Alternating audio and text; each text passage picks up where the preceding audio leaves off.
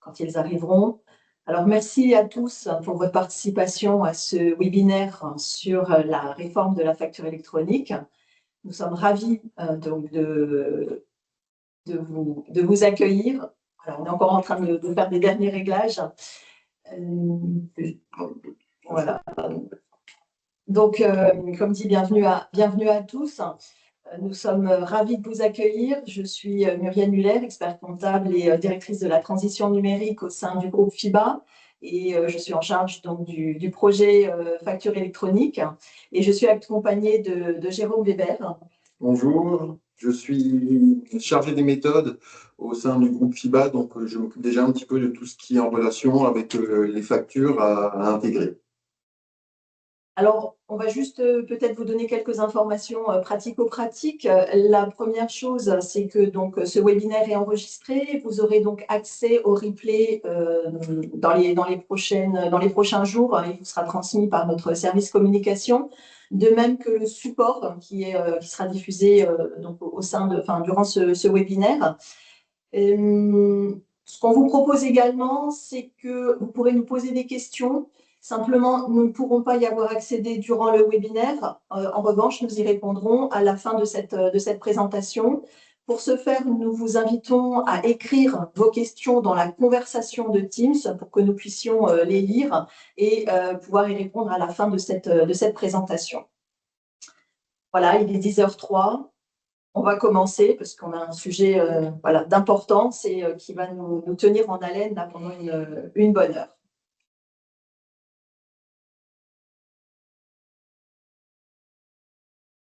Ma zapette ne fonctionne pas. Voilà, ça y est. Donc, voici le sommaire que l'on vous propose. On va commencer par vous expliquer ce qui va changer en termes de facturation. On vous présentera donc le pourquoi de cette réforme. On insistera sur qui est concerné, puisque parmi les participants à ce webinaire, il y en a un certain nombre qui espèrent encore pouvoir passer à travers les mailles du filet. Vous allez voir qu'ils ne vont pas être nombreux. Nous allons définir les termes qui sont donc du nouveau vocabulaire pour vous, que sont le e-invoicing et le e-reporting. On fera un focus sur le fonctionnement du e-invoicing. Nous vous présenterons les cas d'usage et pour finir, on vous présentera ce que vous devez faire pour être prêt le jour J du démarrage de cette grande réforme. Alors, on va déjà commencer par vous montrer que la facturation change. Donc, elle change du fait qu'aujourd'hui, c'est la facture papier qui fait foi et que demain, tout bientôt, ça va devenir la e-facture. Donc, en fait, ça va être une refonte totale de la facturation puisque d'un seul coup, on va passer au tout numérique. Pour autant, est-ce la fin des factures papier? Alors, la réponse est nuancée parce que dans une grande majorité des cas, ce sera oui, mais ce sera non aussi et on verra pourquoi. Mais oui, pour les transactions entre entreprises. C'est-à-dire qu'à partir de 2026, la facture électronique, ça devient la norme. Ce ne sera plus une option, mais ce sera l'unique façon de faire pour les échanges entre entreprises, ce qu'on appelle le B2B, voire pour les échanges vers l'administration, ce qu'on appelle le B2J également. Et ce sera bientôt aussi la norme pour les échanges entre les entreprises au sein de l'Union européenne. Là, on a un petit peu de temps, c'est 2030. Voilà. En tous les cas, c'est un changement fondamental et ce qu'il faut retenir, c'est que ce n'est pas une option, il n'y a aucune possibilité d'y déroger. En ce qui concerne les dates, donc il y a deux grandes dates qui sont à retenir.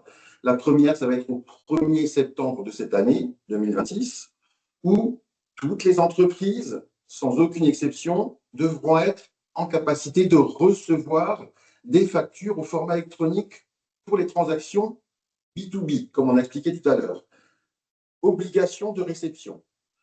D'un autre côté, les grandes entreprises et celles de taille intermédiaire, elles auront l'obligation d'envoyer leurs factures au B2B au format électronique. En même temps, elles devront normalement transmettre les données de transaction au format du e-reporting. Et ça, il faut que ça confirme encore. Voilà. Mais en tout cas, l'envoi pour les grandes entreprises sera obligatoire. C'est pourquoi toutes les entreprises, elles, devront être en capacité de les recevoir. À partir du 1er septembre 2027, là, c'est très simple, c'est tout le monde. Toutes les entreprises, quelle que soit leur taille, devront savoir envoyer des factures au format électronique en e-invoicing. Alors, la date du 1er septembre 2027, c'est une date finale, c'est-à-dire que les entreprises qui sont prêtes avant, qui pourront émettre des factures électroniques avant la date du 1er septembre 2027, si elles sont prêtes, et lorsqu'elles le souhaiteront, mais tout le monde devra être prêt au 1er septembre 2027. Alors, nous allons vous proposer une définition de la facture électronique, puisque peut-être que certains d'entre vous peuvent encore penser qu'envoyer une facture par mail, c'est une facture électronique. Eh bien non, ce n'est pas le cas. Pour qu'une facture soit définie comme électronique, il faut qu'elle respecte trois éléments importants. Il faut qu'elle ait été créée par un logiciel qui permette d'émettre une facture à ce format-là. Il faut qu'elle ait été envoyée et qu'elle soit conservée sous forme dématérialisée. Et dans cette forme dématérialisée, il faut que la facture comporte un socle minimum de données sous format structuré, ce qui permet donc de la différencier de la forme papier. Et c'est surtout parce que ces éléments-là sont transmis à l'administration fiscale. Alors, avant d'aller plus loin, je voudrais juste faire un focus sur un point qui est le conserver. Je voudrais que vous ayez en tête qu'il va falloir faire attention à l'archivage de vos factures électroniques, puisque c'est un sujet majeur, puisque pour que la facture soit qualifiée d'électronique, il faut bien qu'elle ait été créée, envoyée et conservée sous format électronique. Il faut prévoir cet archivage, et ça ne sera pas forcément le cas dans toutes les solutions qui vous seront proposées, donc ayez ça en tête.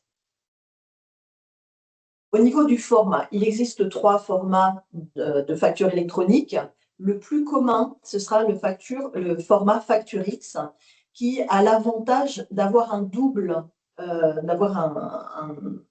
présentation.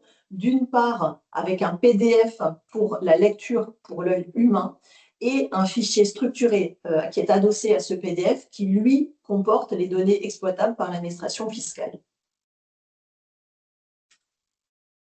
Alors, vous devez vous demander, parce que certains d'entre vous utilisent encore du Word ou du Excel, est-ce que Word et Excel, c'est fini?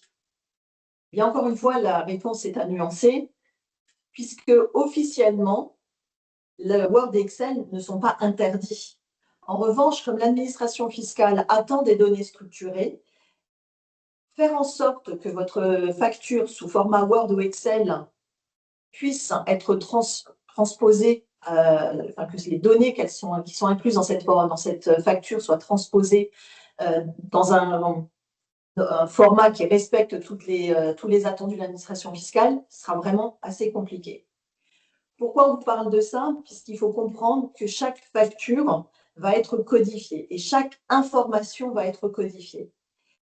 Une facture normale, de base, va contenir jusqu'à 161 champs renseignables. On appelle ça des BT.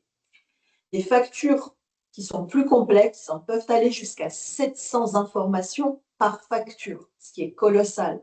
Vous comprenez bien que dans ce cadre-là, faire une facture en Word et Excel où il n'y aura pas d'erreur de transposition de champs codifiés, ça risque d'être quand même très sportif. Et nous ne pouvons que vous encourager à utiliser des logiciels de facturation qui vous permettront de produire une facture au format défini qui renseignera correctement l'ensemble de ces informations-là. Donc, utilisez Word et Excel vraiment dans les prochains temps, oui. À terme, il va falloir quand même trouver une solution et utiliser un logiciel qui vous produise des factures au format FactureX.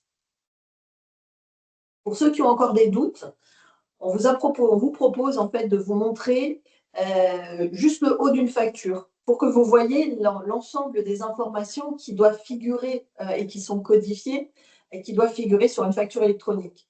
vous comprenez bien que dans ce cadre-là, donc là, on vous a mis un petit extrait, mais quand vous avez jusqu'à 700 lignes à remplir sur Word et Excel, c'est juste mission impossible. Alors maintenant qu'on vous a brossé un peu grossièrement le tableau de la facture électronique, on va vous expliquer pourquoi va avoir lieu cette réforme de la facture électronique. Donc ce sont 4 grands objectifs qui ont été amenés par l'administration, pas par nous, mais par l'administration, et qui donc évoquent les raisons de l'arrivée de la réforme de la facture électronique. Donc, première raison, ça va être renforcer la compétitivité des entreprises, pour plusieurs raisons qu'on évoquera un peu après. Mais la vraie grande raison, le vrai grand objectif de cette réforme, ça va être la lutte contre la fraude à la TVA. On vous donnera quelques chiffres tout juste après. Vous verrez qu'il y a des choses à récupérer. Autre objectif, ça va être de simplifier les déclarations de TVA à terme. Et par simplifier, il faut plutôt entendre pré-remplir ou automatiser le pré-remplissage des déclarations de TVA. Pas tout de suite, à terme. Et enfin, c'est pour toujours l'administration, avoir une vision plus claire en quasi temps réel de l'activité économique, puisque tout remontera quasiment au fil de l'eau. D'ailleurs, les entreprises aussi pourront avoir une vision un peu plus réactive de l'activité. Alors, quelques chiffres. Donc, on vous parlait qu'une des grandes raisons, et la majeure, était la fraude à la TVA. C'est parce qu'elle est estimée entre 15 et 20 milliards d'euros. C'est énorme. Donc, récupérer une partie de cette manne, c'est intéressant, surtout par les temps qui courent. Ensuite, en ce qui concerne la compétitivité des entreprises, on va parler de coûts et l'administration nous explique qu'actuellement, le traitement papier d'une facture est estimé entre 10 et 15 euros, sachant que dans ce coût, on inclut tout. On inclut le temps, le papier, le timbre, l'encre, voilà, tout ce que vous pouvez imaginer, on l'inclut dans ce coût. Bon. Donc, c'est estimé entre 10 et 15 euros, alors que la facture électronique, le coût est estimé à moins d'1,50 €. Voilà ce que nous dit l'administration. Enfin, la réforme devra avoir un effet bénéfique sur les délais de règlement et ainsi améliorer la trésorerie des entreprises. Il y aura une vision beaucoup plus claire de tout ce que vous avez en attente de règlement de vos clients et de tout ce qu'il y a aussi en attente de règlement de vos fournisseurs. Et donc, tout ça devrait faciliter les mouvements de trésorerie entre les entreprises. C'est ce que nous explique l'administration. Alors, qui est concerné donc, par cette réforme? Alors, pour faire simple, toute personne qui est assujettie à la TVA et qui est établie en France est concernée et impactée par cette réforme. Mais qu'est-ce que ça veut dire être assujetti à la TVA? Ce n'est pas un terme que vous utilisez quotidiennement. Alors, on vous propose une définition un peu plus simple. C'est une entreprise, c'est une entité, pas forcément, c'est une entité qui réalise une activité économique indépendante de manière habituelle et à titre onéreux. Ça ne veut pas dire que vous soyez redevable de la TVA sur les ventes que vous réalisez. En revanche, dès lors que vous réalisez une activité économique indépendante, donc de manière habituelle à titre onéreux, vous êtes assujetti à la TVA et donc concerné par cette réforme. Si je dois traduire de façon explicite qui est concerné, eh bien, en fait, on va, par exemple, les professions de santé, eux ne sont pas redevables de la TVA, ils sont quand même concernés par cette réforme parce qu'ils réalisent des activités économiques indépendantes et de manière donc habituelle et à titre onéreux. Sont également concernés par cette réforme toutes les SCI, ou la majorité d'entre elles, les loueurs en meublé non professionnels, les LMNP, dès lors que vous réalisez, alors je me répète, mais c'est vraiment le cœur de cette notion. Ce n'est pas parce que vous ne payez pas, vous n'êtes pas redevable de la TVA que vous n'êtes pas concerné. Vous êtes concerné dès lors que vous réalisez donc cette activité économique. Une fois qu'on a défini qui sont les assujettis, il faut quand même savoir que ces assujettis se décomposent en 3 sous-catégories que je disais tout à l'heure, vous avez des redevables, c'est-à-dire ceux qui reversent de la TVA sur leurs ventes, mais il n'y a pas que eux. Il y a également, alors, les redevables partiels, ceux qui sont redevables de la TVA sur une partie de leur vente, mais vous avez également les non redevables. Et dans cette catégorie de non redevables, il y a encore des sous-catégories, parce que sinon, c'est pas drôle. Vous avez les personnes qui bénéficient de la franchise en base. Vous avez les entités qui bénéficient du régime de l'autoliquidation, c'est-à-dire que la TVA est due par le client. C'est notamment le cas dans la sous-traitance dans le bâtiment. Et enfin, vous avez les personnes ou les entités qui sont exonérées donc, de la TVA sur leurs ventes, soit parce qu'ils font des ventes à l'export, ou parce qu'ils réalisent des activités qui sont expressément exclues de la TVA, comme la formation, la santé, les opérations bancaires, d'assurance, voilà. Voilà le tableau qui se dresse et qui est important à comprendre. Dernier élément, dernière catégorie, c'est les auto-entrepreneurs. Les auto-entrepreneurs donc, réalisent une activité indépendante de manière habituelle et à titre onéreux. Donc, ils sont assujettis, quand bien même ils bénéficient de la franchise en base sur leur vente. Alors, pour résumer, on va essayer d'être un peu plus factuel et de savoir ce que chaque terme en fait implique. Donc, l'entreprise qui réalise une activité économique indépendante de manière habituelle et à titre onéreux est assujettie à la TVA et cette entreprise devra obligatoirement recevoir ses factures d'achat sur une plateforme agréée de réception, une PAR. Ensuite, si cette même entité réalise une activité économique pour laquelle elle est redevable de la TVA, cette fois-ci sur ses ventes, que ce soit totale ou partielle, peu importe, à ce moment-là, elle devra utiliser un logiciel de facturation ou un logiciel de caisse pour émettre des e-factures et les transmettre à ses clients professionnels. Donc, même lorsque vous êtes en franchise en base, cette fois-ci via une plateforme agréée d'émission, une PAE. Pour les factures qui concernent, donc qui sont adressées à des clients particuliers ou étrangers, là, vous pouvez faire comme avant, c'est-à-dire que vous pouvez envoyer votre facture en format papier, sous forme donc de courrier, de mail. Vous pouvez l'envoyer à vos clients de la manière que vous voulez. Il n'y aura pas de changement à ce niveau-là. C'est uniquement pour les factures qui concernent les clients professionnels. Lorsqu'une entreprise est non redevable de la TVA, c'est-à-dire qu'elle est en franchise en base ou en auto-liquidation, eh bien, ça ne change pas de la situation précédente. Elle devra quand même envoyer ses factures à ses clients professionnels par le biais d'une plateforme agréée d'émission. Et donc, on ne peut que lui conseiller d'utiliser un logiciel de facturation qui lui permette d'émettre une facture qui respecte les obligations de format.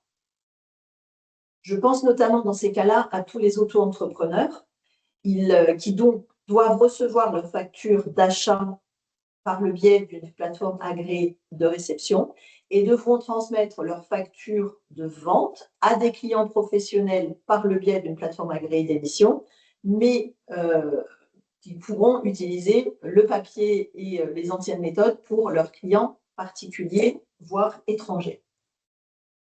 Dernière catégorie, les entreprises qui réalisent une activité pour laquelle elles sont exonérées de TVA. On vous a mis toutes les activités qui sont concernées par cette exonération. Eh bien, pour eux, bonne nouvelle, ils n'ont aucun changement à faire sur leur vente. Ils pourront transmettre leur facture ou leur note d'honoraires comme ils le faisaient jusqu'à présent. Il n'y a pas de changement pour eux. Les seuls acteurs qui sont exclus de la réforme qui n'ont ni l'obligation d'avoir une plateforme agréée de réception, ni de plateforme d'émission, ce sont les particuliers, puisqu'ils sont hors champ de la TVA. Ça va être les associations non fiscalisées, qui sont en dessous des seuils, les holdings qui ne perçoivent que des dividendes, c'est-à-dire des holdings passives, puisque dès lors que vous facturez une prestation à titre onéreux, vous changez de statut et vous rentrez dans le cadre de la réforme. Nous avons les SCI patrimoniales qui sont sans revenu locatif. Alors, une SCI patrimoniale, c'est une SCI dans laquelle, par exemple, vous avez mis votre résidence principale ou votre résidence secondaire. Et donc, vous ne facturez pas de loyer puisque c'est un usage familial. Et dès lors qu'il n'y a pas de revenus, eh bien, les SCI sont hors champ de la réforme de la facture électronique. Et pour finir, il y a les entreprises qui sont non établies en France et non immatriculées à la TVA en France. Là, c'est également le nom est important puisque dès lors qu'elles ont un établissement stable en France, elles vont entrer dans le champ de la réforme. Je reviens rapidement sur les associations non fiscalisées. Elles n'ont pas l'obligation d'avoir une plateforme, mais elles ont la possibilité. L'administration leur laisse la possibilité, sous réserve de trouver une plateforme qui accepte, parce que tous ne le feront pas, mais elles ont la possibilité d'avoir une plateforme de réception pour les factures électroniques. Alors, juste peut-être une précision encore, c'est que la réforme, à l'heure actuelle, c'est une réforme franco-française. Donc, quand on parle de facture B2B, on parle de facture B2B franco-française. Et on vous a dit en préambule, enfin, dans le démarrage de cette présentation qu'il va y avoir la réforme en 2030 au niveau européen. Aujourd'hui, la réforme ne concerne que les factures françaises, mais en 2030, les factures en B2B européennes rentreront dans le champ des transferts par plateforme agréée. Sauf que vous pouvez, si vous le souhaitez, dès à présent déjà commencer à transmettre des factures à vos clients européens dès lors que vous utilisez le réseau PayPal, donc qui s'écrit PE2POL, et que vous-même, vous êtes sur ce réseau-là et que votre client ou votre fournisseur l'est également. Donc, pour des entités qui ont des filiales en Europe ou une maison mère en Europe, les échanges de factures pourront se faire par ce biais-là. Alors, maintenant, on va commencer à parler définition de nouveaux termes, notamment e-invoicing, e-reporting. Donc, ce sont les deux nouveaux mots qui sont à retenir dans le cadre de cette réforme. Le e-invoicing. Alors, le e-invoicing, ça concerne les ventes entre entreprises, comme on l'a expliqué avant, B2B, voire B2J. Et là, il s'agit de la transmission de la facture à son client obligatoirement par une plateforme agréée. Là, on est sur le zéro papier. C'est le e-invoicing. Ensuite, l'autre terme qui est à retenir, c'est le e-reporting. Et là encore, rien n'est simple. Dans le e-reporting, il y a encore deux sous-notions. Il y a le e-reporting de transaction. Et en fait, le e-reporting de transaction, ça concerne toutes les ventes qui ne sont pas incluses dans le e-invoicing, c'est-à-dire les ventes entre particuliers, vers les entreprises étrangères. Et là, comme Muriel l'a dit avant, on transmet la facture au client comme avant, mais en plus, il faut quand même transmettre à l'administration des données via ce e-reporting de transaction. Ensuite, dans le e-reporting, il y a le e-reporting de paiement. Et là, il s'agit de la transmission à l'administration de toutes les données de paiement qui sont liées aux prestations de services encaissées, qu'elles soient relatives au reporting de transaction ou au invoicing. C'est là qu'on indiquera à l'administration tout ce qu'elle a encaissé et qui est lié donc aux prestations de services.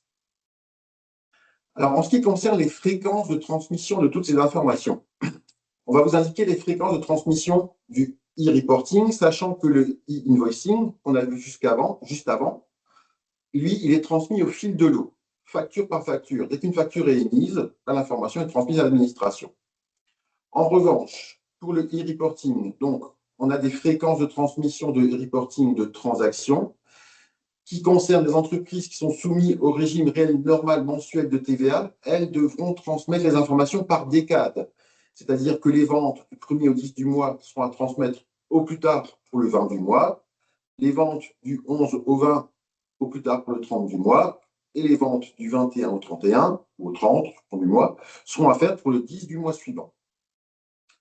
Les entreprises qui ont opté pour le régime réel normal mais trimestriel, cette fois-ci, elles devront envoyer les informations tous les mois, et là, c'est au plus tard le 10 du mois suivant.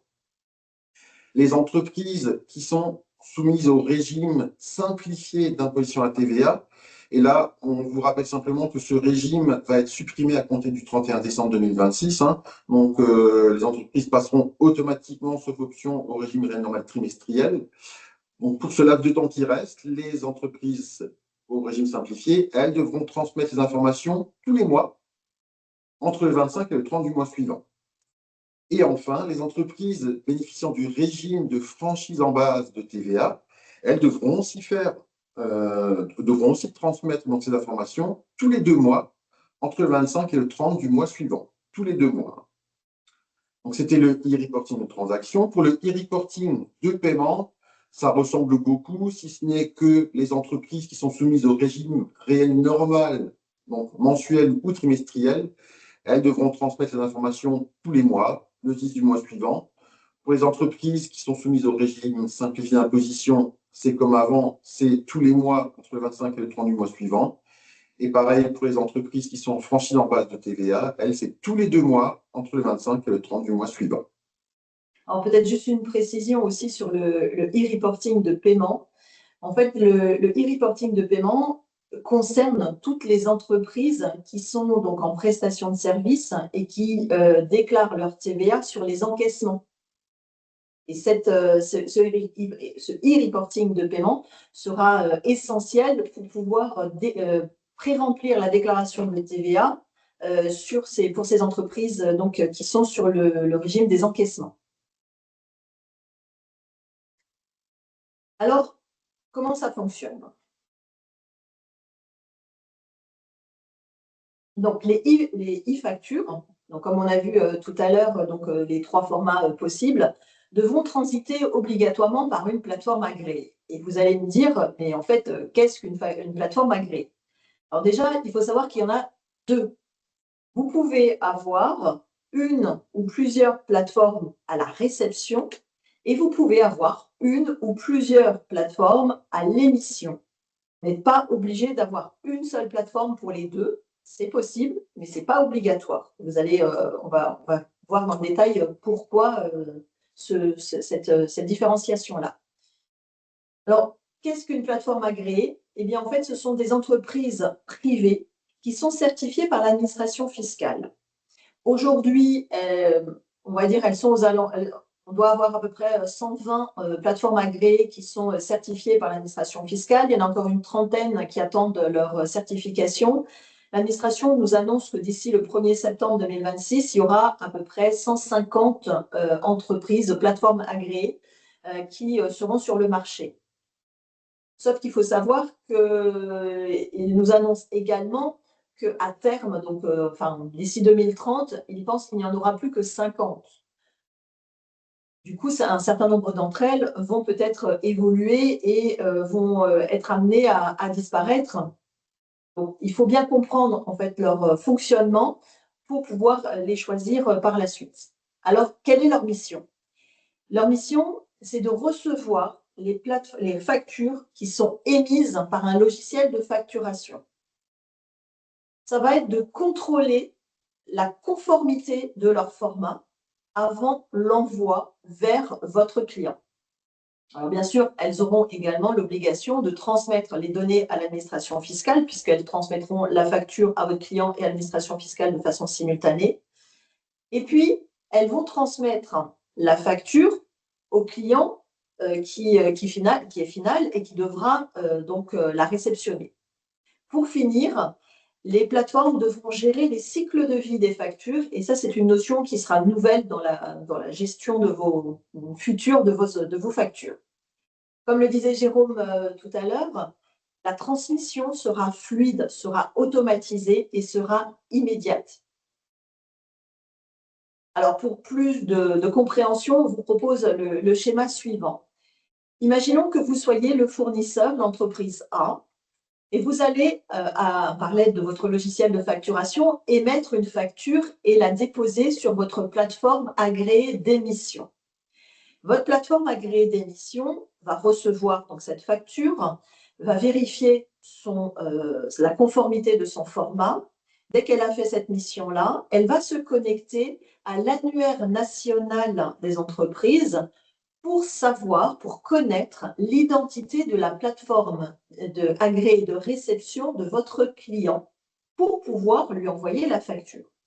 On vous explique ce schéma-là, non pas parce que, pour juste que vous compreniez comment ça fonctionne, mais finalement, ça sera complètement neutre pour vous. C'est quelque chose que vous ne verrez pas fonctionner. Mais c'est juste que vous soyez au courant de ce fonctionnement-là.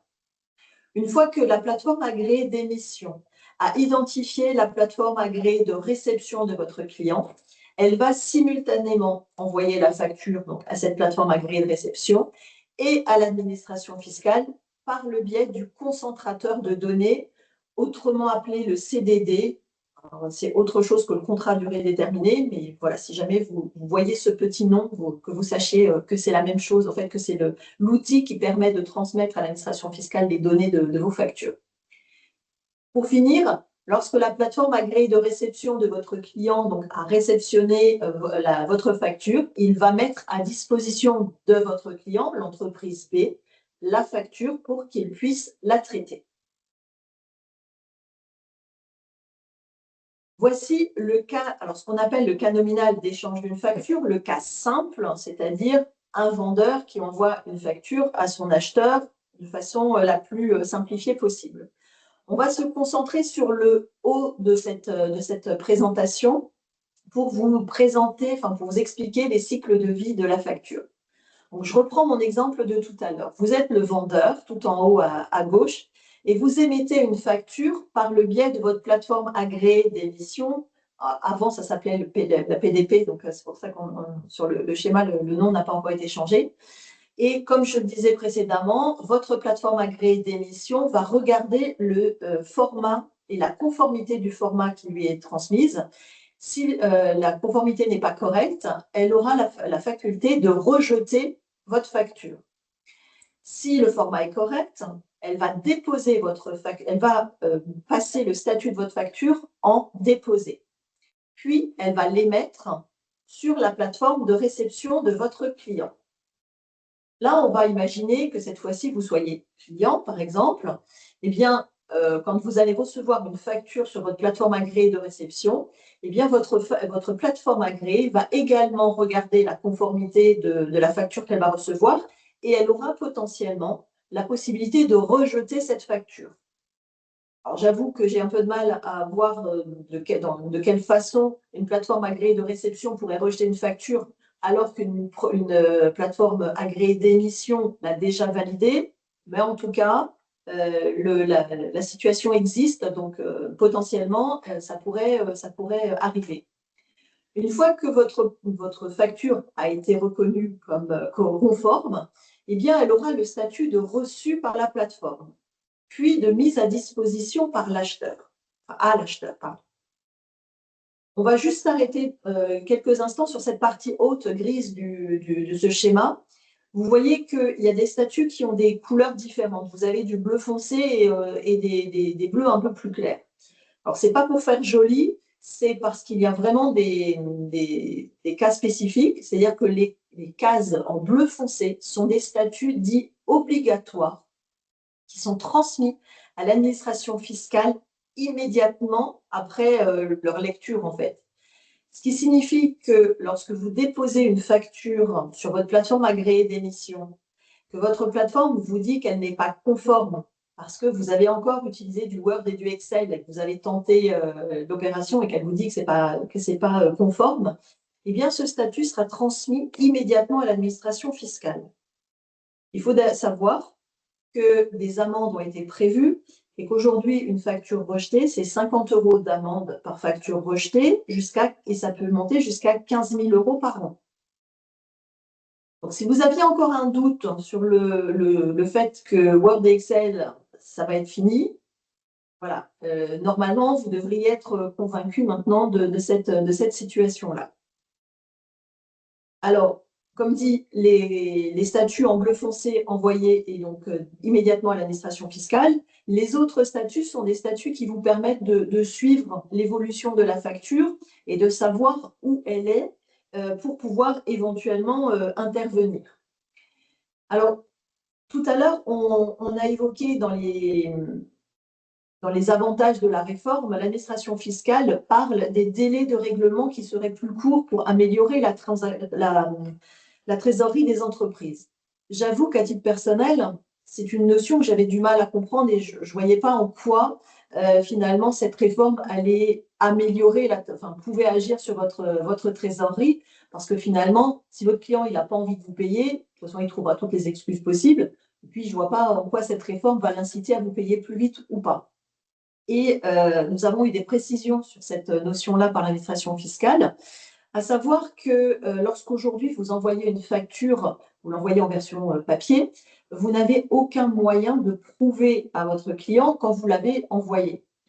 De telle sorte que si au bout d'un mois, il ne vous a pas payé, vous allez décrocher votre téléphone et vous allez lui dire « Bon, écoutez, vous ne m'avez pas payé, qu'est-ce qui se passe ?» Et là, il peut faire de façon très crédule « Comment ça, votre facture? Mais je ne l'ai pas reçue. » Et vous ne pouvez pas prouver que vous lui avez envoyé votre facture. Et les délais vont commencer à courir à partir du moment où vous allez pouvoir lui prouver que vous lui avez vraiment bien envoyé, enfin qu'il est censé avoir reçu cette facture. Par le biais de cette réforme, vous voyez que on suit le cycle de vie et du coup, vous êtes en capacité de pouvoir prouver à votre client qu'il a bien reçu votre facture immédiatement après l'avoir envoyée. Et c'est ce délai, en fait, entre le moment où vous envoyez vraiment votre facture et le moment où votre client il va en prendre connaissance et il va se mettre à la gérer, qui va être réduit par la réforme. Et c'est par ce biais-là que vous allez gagner potentiellement en trésorerie. En tout cas, c'est ce qu'on nous promet. Donc, on verra dans la pratique si ça va réellement se traduire. L'avenir nous le dira. Maintenant, on va se positionner. Donc, vous êtes acheteur. 1er septembre 2026, vous devez recevoir vos factures. Qu'est-ce qui est attendu pour vous? Eh bien, vous devrez vous connecter à votre plateforme agréée de réception et vous devrez gérer les factures que vous allez recevoir sur cette plateforme. Vous pourrez, par exemple, si vous pensez que la facture que vous avez reçue est une arnaque, vous aurez la faculté de la refuser.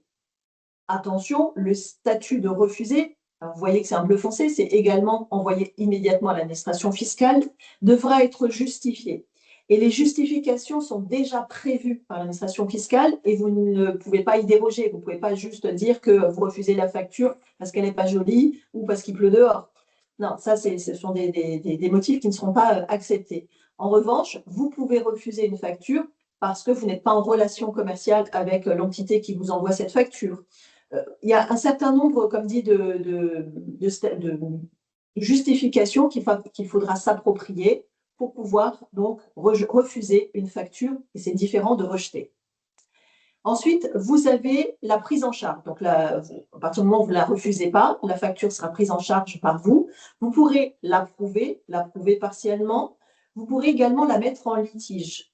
En litige, ça va être notamment lorsque vous constatez que la réserve que vous avez mise, par exemple, sur un bon de livraison n'a pas été traitée sur la facture.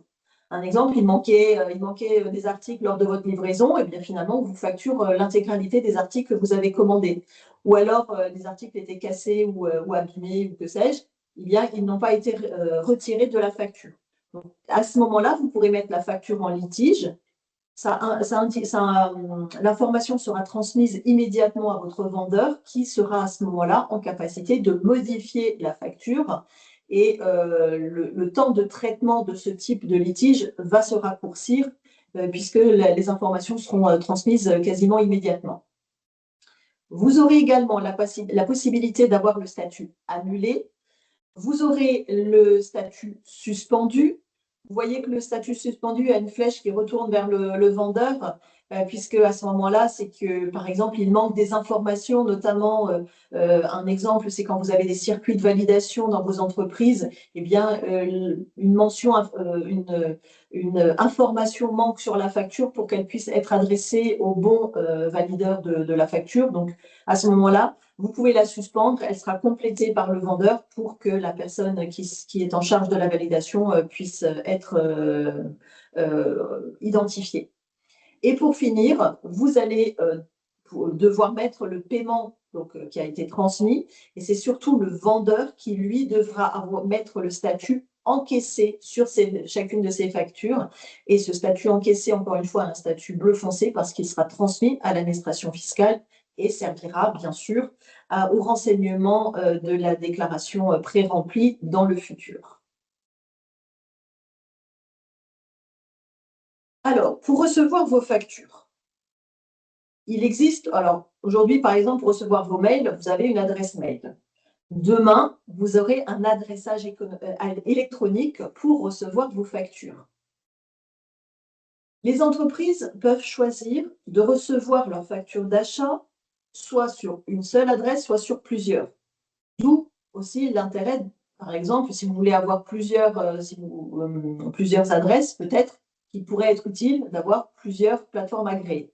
On verra les cas pratiques après. Alors, pour les TPE, on ne va pas compliquer et complexifier les choses. Il est bien sûr fortement conseillé d'avoir une seule adresse pour recevoir l'intégralité des factures à un seul endroit.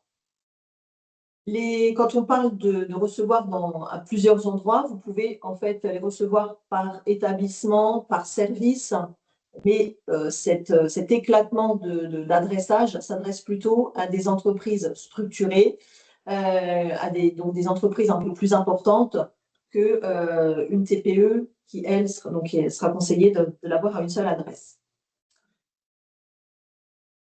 Pour que vous soyez informés des choses, donc les codes de routage, de façon générale, ça va être le sirène de votre entreprise. Vous pouvez, en revanche, si vous le souhaitez, alors un exemple, vous êtes un coiffeur et vous avez 3 salons de coiffure, eh bien vous avez peut-être envie que que les factures de chaque salon soient adressées à un endroit spécifique pour ne pas mélanger les choses. À ce moment-là, vous pourriez utiliser le sirène et le siret comme code d'adressage. Vous êtes une PME et vous avez des services structurés avec des circuits de validation spécifiques, vous pouvez utiliser le sirène et un service, alors achat, production, informatique, marketing, enfin que sais-je, ce que vous voulez, vous pouvez créer les codes d'adressage que vous souhaitez. Vous pouvez, ça c'est vraiment pour les entreprises les plus structurées, aller jusqu'à 4 niveaux d'adressage spécifiques, donc sirène, siret, un code et encore un autre sous-code pour avoir vraiment un niveau plus fin d'adressage. On vous parle de ça pour que vous puissiez avoir cette réflexion au sein de vos entités et organiser au mieux pour votre entreprise la réception de vos factures. Alors maintenant, on va vous parler des cas d'usage. Alors, qu'est-ce que c'est qu'un cas d'usage? En fait, l'administration, accompagnée d'experts comptables, d'économistes, de grandes entreprises, de syndicats, de plein de monde, voilà, ils sont réunis plusieurs fois, souvent autour d'une table, pour évoquer tous les cas possibles et imaginables qu'on pourrait trouver dans le cadre de la réforme de la facture électronique. Et donc, sorti du cas tout simple que Muriel vous a montré avant, une vente, une facture, eh ben, ils ont imaginé au début 36 cas d'usage. Bon. Ensuite, ils en ont trouvé d'autres. On est passé à 42 cas d'usage, comme vous le voyez à l'écran. Quand on a fait le support. Quand on a fait le support, et on l'a laissé volontairement, à aujourd'hui, on en est à 44. Et on n'est pas à l'abri que ça progresse. Ça peut encore évoluer. Bon. Alors, en fait, tout ça, c'est quoi? Tous ces cas d'usage, c'est tout ce qui va au-delà du cas tout simple, une facture, un client, un paiement. Alors, ces cas-là, voilà, on l'a vu, ça passe tout seul. Mais il a fallu imaginer tous les autres cas qui puissent exister, et tous ces autres cas sont référencés dans la norme XPZ12014, qui référence maintenant 44 cas d'usage, pour couvrir toutes ces situations qui sortent du scénario simple. Donc, vous pouvez les rechercher sur Internet avec la référence, là, vous les trouverez en cas d'insomnie, ce genre de choses, pas de problème. Donc, les objectifs, c'est quoi? On vous l'a dit, c'est standardiser les échanges, c'est que toutes les transactions se passent au mieux. Ça va être de réduire les rejets, puisqu'on a vu que les rejets, potentiellement, ça pouvait poser souci. Hein. Ça va être d'assurer la conformité de la TVA et de sécuriser le suivi des factures et des paiements.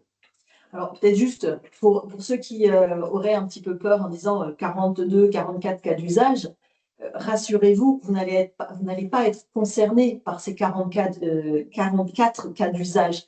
Ce qu'il va falloir faire, c'est que chaque entreprise s'approprie les cas d'usage qui la concernent et du coup approfondisse ces cas-là. Mais aucune entreprise ne sera concernée par tous les cas d'usage, rassurez-vous à ce niveau-là. C'est ça. Donc maintenant, on va vous montrer quelques cas d'usage pratico-pratiques que vous risquez, vous, de rencontrer de temps en temps, voire fréquemment. Le premier cas, ça va être ce qui ne couvre pas, tous les cas qui ne couvrent pas les factures, une commande, une facture. Et le premier d'entre eux, c'est en fait les factures d'acompte. Petit rappel, ces factures d'acompte, normalement, devraient déjà exister à l'heure actuelle. Ce n'est pas la réforme de la facture électronique qui amène cette notion de facture d'acompte, elle existait déjà. Sauf que dans le cadre de la facture électronique, elle est bien référencée et traitée un peu différemment des autres. Et donc, on vous rappelle que tout assujetti, on vous a expliqué avant ce que c'était un assujetti, est tenu de délivrer une facture pour les acomptes qui lui sont versés. Et donc, dans ce cas-là, la TVA elle devient exigible à l'encaissement de l'acompte, que ce soit pour les livraisons de biens ou pour les prestations de services. Bon. À noter, pour rappel, que les acomptes n'ont pas d'impact sur le chiffre d'affaires, ça c'est un petit rappel comptable qu'on voulait vous faire. Hein. Mais donc, ce cas-là n'est pas traité comme une facture normale. Elle est nommée facture d'acompte et c'est un cas d'usage à part. Alors, juste avant qu'on continue, ce qui est important aussi à dire, c'est que la réforme de la facture électronique n'est pas une réforme de TVA. C'est-à-dire que toutes les règles de TVA qu'on évoque avec vous ce matin, ce sont des règles qui sont déjà en vigueur. La réforme de la facture électronique ne concerne que la transmission de factures entre un fournisseur et son client. Mais les règles de base, elles restent les mêmes, elles restent identiques à celles que vous pratiquez au quotidien. Ce sont souvent ces règles d'ailleurs qui ont créé des cas d'usage en fait. Hein. Pareil donc pour les factures de situation ou les factures d'avancement. Donc là, ce n'est pas une commande et une facture, non, puisque pour une commande, on va dire, il va y avoir plusieurs factures qui vont être faites. Et c'est souvent le cas dans le BTP, lorsqu'il y a des entreprises qui gèrent des projets ou bien des prestations longues. Hein. Et donc, à noter qu'à contrario des factures d'acompte, les factures de situation d'avancement, elles impactent véritablement le chiffre d'affaires. Ça va être également le cas des factures de sous-traitance ou de co-traitance. Ces factures-là ne sont pas concernées par une commande, une facture. Donc là, elles devront avoir des BT spécifiques qui seront renseignés pour que toutes les informations puissent transiter correctement. Et il y aura ensuite des factures qui sont faites avec mandat de facturation. Donc là, voilà, il y a un cas d'usage qui est spécifique. Les factures d'autofacturation, c'est-à-dire que là, c'est le client qui établit la facture, ce n'est pas le fournisseur. Il y a certains cas où ça existe, elles ont été identifiées et on saura les traiter. Il y a le cas des marketplaces. Et là, les marketplaces, on va s'arrêter juste pour faire une petite parenthèse, parce que vous, en tant qu'entreprise, vous faites certainement déjà appel à plusieurs marketplaces dans le cadre de vos achats. Et pour que les informations soient réellement justes du point de vue fiscal, du point de vue TVA, vous devriez déjà vous identifier en tant que professionnel. Ce n'est pas toujours le cas. Ce n'est pas parce que vous mettez le nom de l'entreprise en tant que client sur la marketplace que vous êtes identifié en tant que professionnel. Souvent, il faut aller plus loin. Il y a une option spécifique et le minimum, c'est rentrer le numéro SIREN, voire le numéro de TVA intracommunautaire. Il y a des choses qui sont à renseigner pour que la facturation puisse se faire correctement, notamment au niveau justement de la TVA intracommunautaire. Parce que souvent, elle est facturée à tort. Elle devrait être auto-liquidée. Alors, il y a des cas bien précis. Je ne sais pas si tu veux en rajouter. Alors, deux choses par rapport à ça au marketplace, c'est qu'il faut effectivement avoir des comptes professionnels pour que la facture vous arrive en e-invoicing et que vous puissiez déduire la TVA qui figure sur la facture. Ça, c'est une première chose. Et la deuxième chose, c'est ce que tu disais effectivement, c'est que, imaginons que vous achetiez un article sur un site français. Mais vous utilisez une marketplace, que ce soit Amazon, Cdiscount ou que sais-je. Vous pensez être sur une entreprise française. En revanche, vous n'avez aucune information sur la localisation de la marchandise. Et nous sommes en Alsace. Tous les clients qui utilisent Amazon dans la région de Strasbourg, il y a un gros dépôt d'articles qui se trouve à Kehl, en Allemagne. Et fréquemment, lorsque vous achetez un article, même sur un site français, mais vous passez par qui commercialise sur Amazon, l'article va vous être expédié depuis Kehl. Et lorsque vous êtes un professionnel, cet article qui vient d'Allemagne et qui arrive en France, la TVA doit être auto-liquidée. Alors que si vous êtes un particulier, eh bien c'est la TVA française qui s'applique. Et si vous n'avez pas un compte professionnel, vous allez avoir une TVA de 20% qui s'applique. Vous dites, bon, bah, tout va bien puisque j'ai acheté sur une entreprise française, c'est bien de la TVA française qui s'applique. Eh bien non. Si vous aviez été si vous avez été identifié comme un professionnel, vous auriez eu une autoliquidation de TVA et non pas une TVA à 20%. Donc, on attire votre attention sur ce point-là. C'est ouvrez des comptes professionnels pour vos entreprises. Et ce qui est aussi important, c'est sensibiliser vos collaborateurs. Parce que souvent, en fait, vos collaborateurs vont utiliser leur compte personnel, compte Amazon ou autre, pour acheter des biens pour l'entreprise. Eh bien, il va falloir leur expliquer qu'à l'avenir, il va falloir qu'ils utilisent le compte de l'entreprise, le compte Amazon, Cdiscount, eBay ou que sais-je, de l'entreprise et pas leur compte personnel pour que vous puissiez récupérer la TVA. Parce que de toute façon, à terme, ça ne passera pas par du invoicing si vous n'êtes pas identifié comme professionnel. Et comme ça ne passe pas par du invoicing, en théorie, on ne déduit pas la TVA. Donc, autre cas, ce sont les ventes en détaxe. Donc, c'est rare, mais ça existe. Et il faudra bien identifier par le BT qui va bien ces ventes-là en détaxe pour justifier qu'il n'y ait pas de TVA sur ces ventes-là. Et il y a le cas des ventes de biens d'occasion, où là, c'est un peu spécifique. C'est un des seuls cas dans tous les cas d'usage qui ont été référencés. C'est un des seuls cas où vous aurez, entre guillemets, l'autorisation de rectifier manuellement la déclaration de TVA parce qu'ils n'ont pas réussi à automatiser la chose. C'est un peu compliqué. C'est la TVA qu'on paye entre l'achat et la vente d'un bien. Et ils n'ont pas réussi donc à l'automatiser. Donc là, vous serez autorisé à rectifier la déclaration de TVA. C'est un des seuls cas. Alors, au niveau des corrections, il y a également, enfin, au niveau d'autres cas d'usage, donc après les cas qui relèvent de la facturation, vous avez les corrections et les ajustements. Donc, vous avez les cas qui permettent de corriger les choses sans casser les process. Alors, dans ce cadre spécifique, vous avez des cas d'usage qui expliquent comment émettre un avoir ou une facture rectificative. Et ça, c'est quand même une nouveauté. C'est que jusqu'à présent, nous n'avions pas le droit fiscalement de faire des factures rectificatives. Là, avec la réforme, eh bien, nous aurons le droit de faire une facture rectificative. Il y a également les cas d'usage qui mentionnent comment traiter les rabais, ristournes et remises. Et pour les commerçants, vous avez donc le cas spécifique. Lorsque vous réalisez une vente et que vous enregistrez cette vente sur votre logiciel de caisse, eh bien, vous êtes considéré comme un particulier. Et finalement, ce particulier, enfin cette vente, elle peut être pour un professionnel qui pourrait vous dire, ben non, finalement, moi j'ai besoin d'une e-invoicing pour pouvoir déduire la TVA sur cet achat. Eh bien, à ce moment-là, il faudra, en tant que commerçant, que vous soyez en capacité d'émettre une e-facture, donc en e-invoicing pour votre client professionnel, quand bien même vous l'avez déjà enregistré sur votre logiciel de caisse. Et il faudra à ce moment-là mentionner sur cette facture que la TVA a déjà fait l'objet d'une déclaration par le biais de votre logiciel de caisse pour ne pas déclarer deux fois la TVA.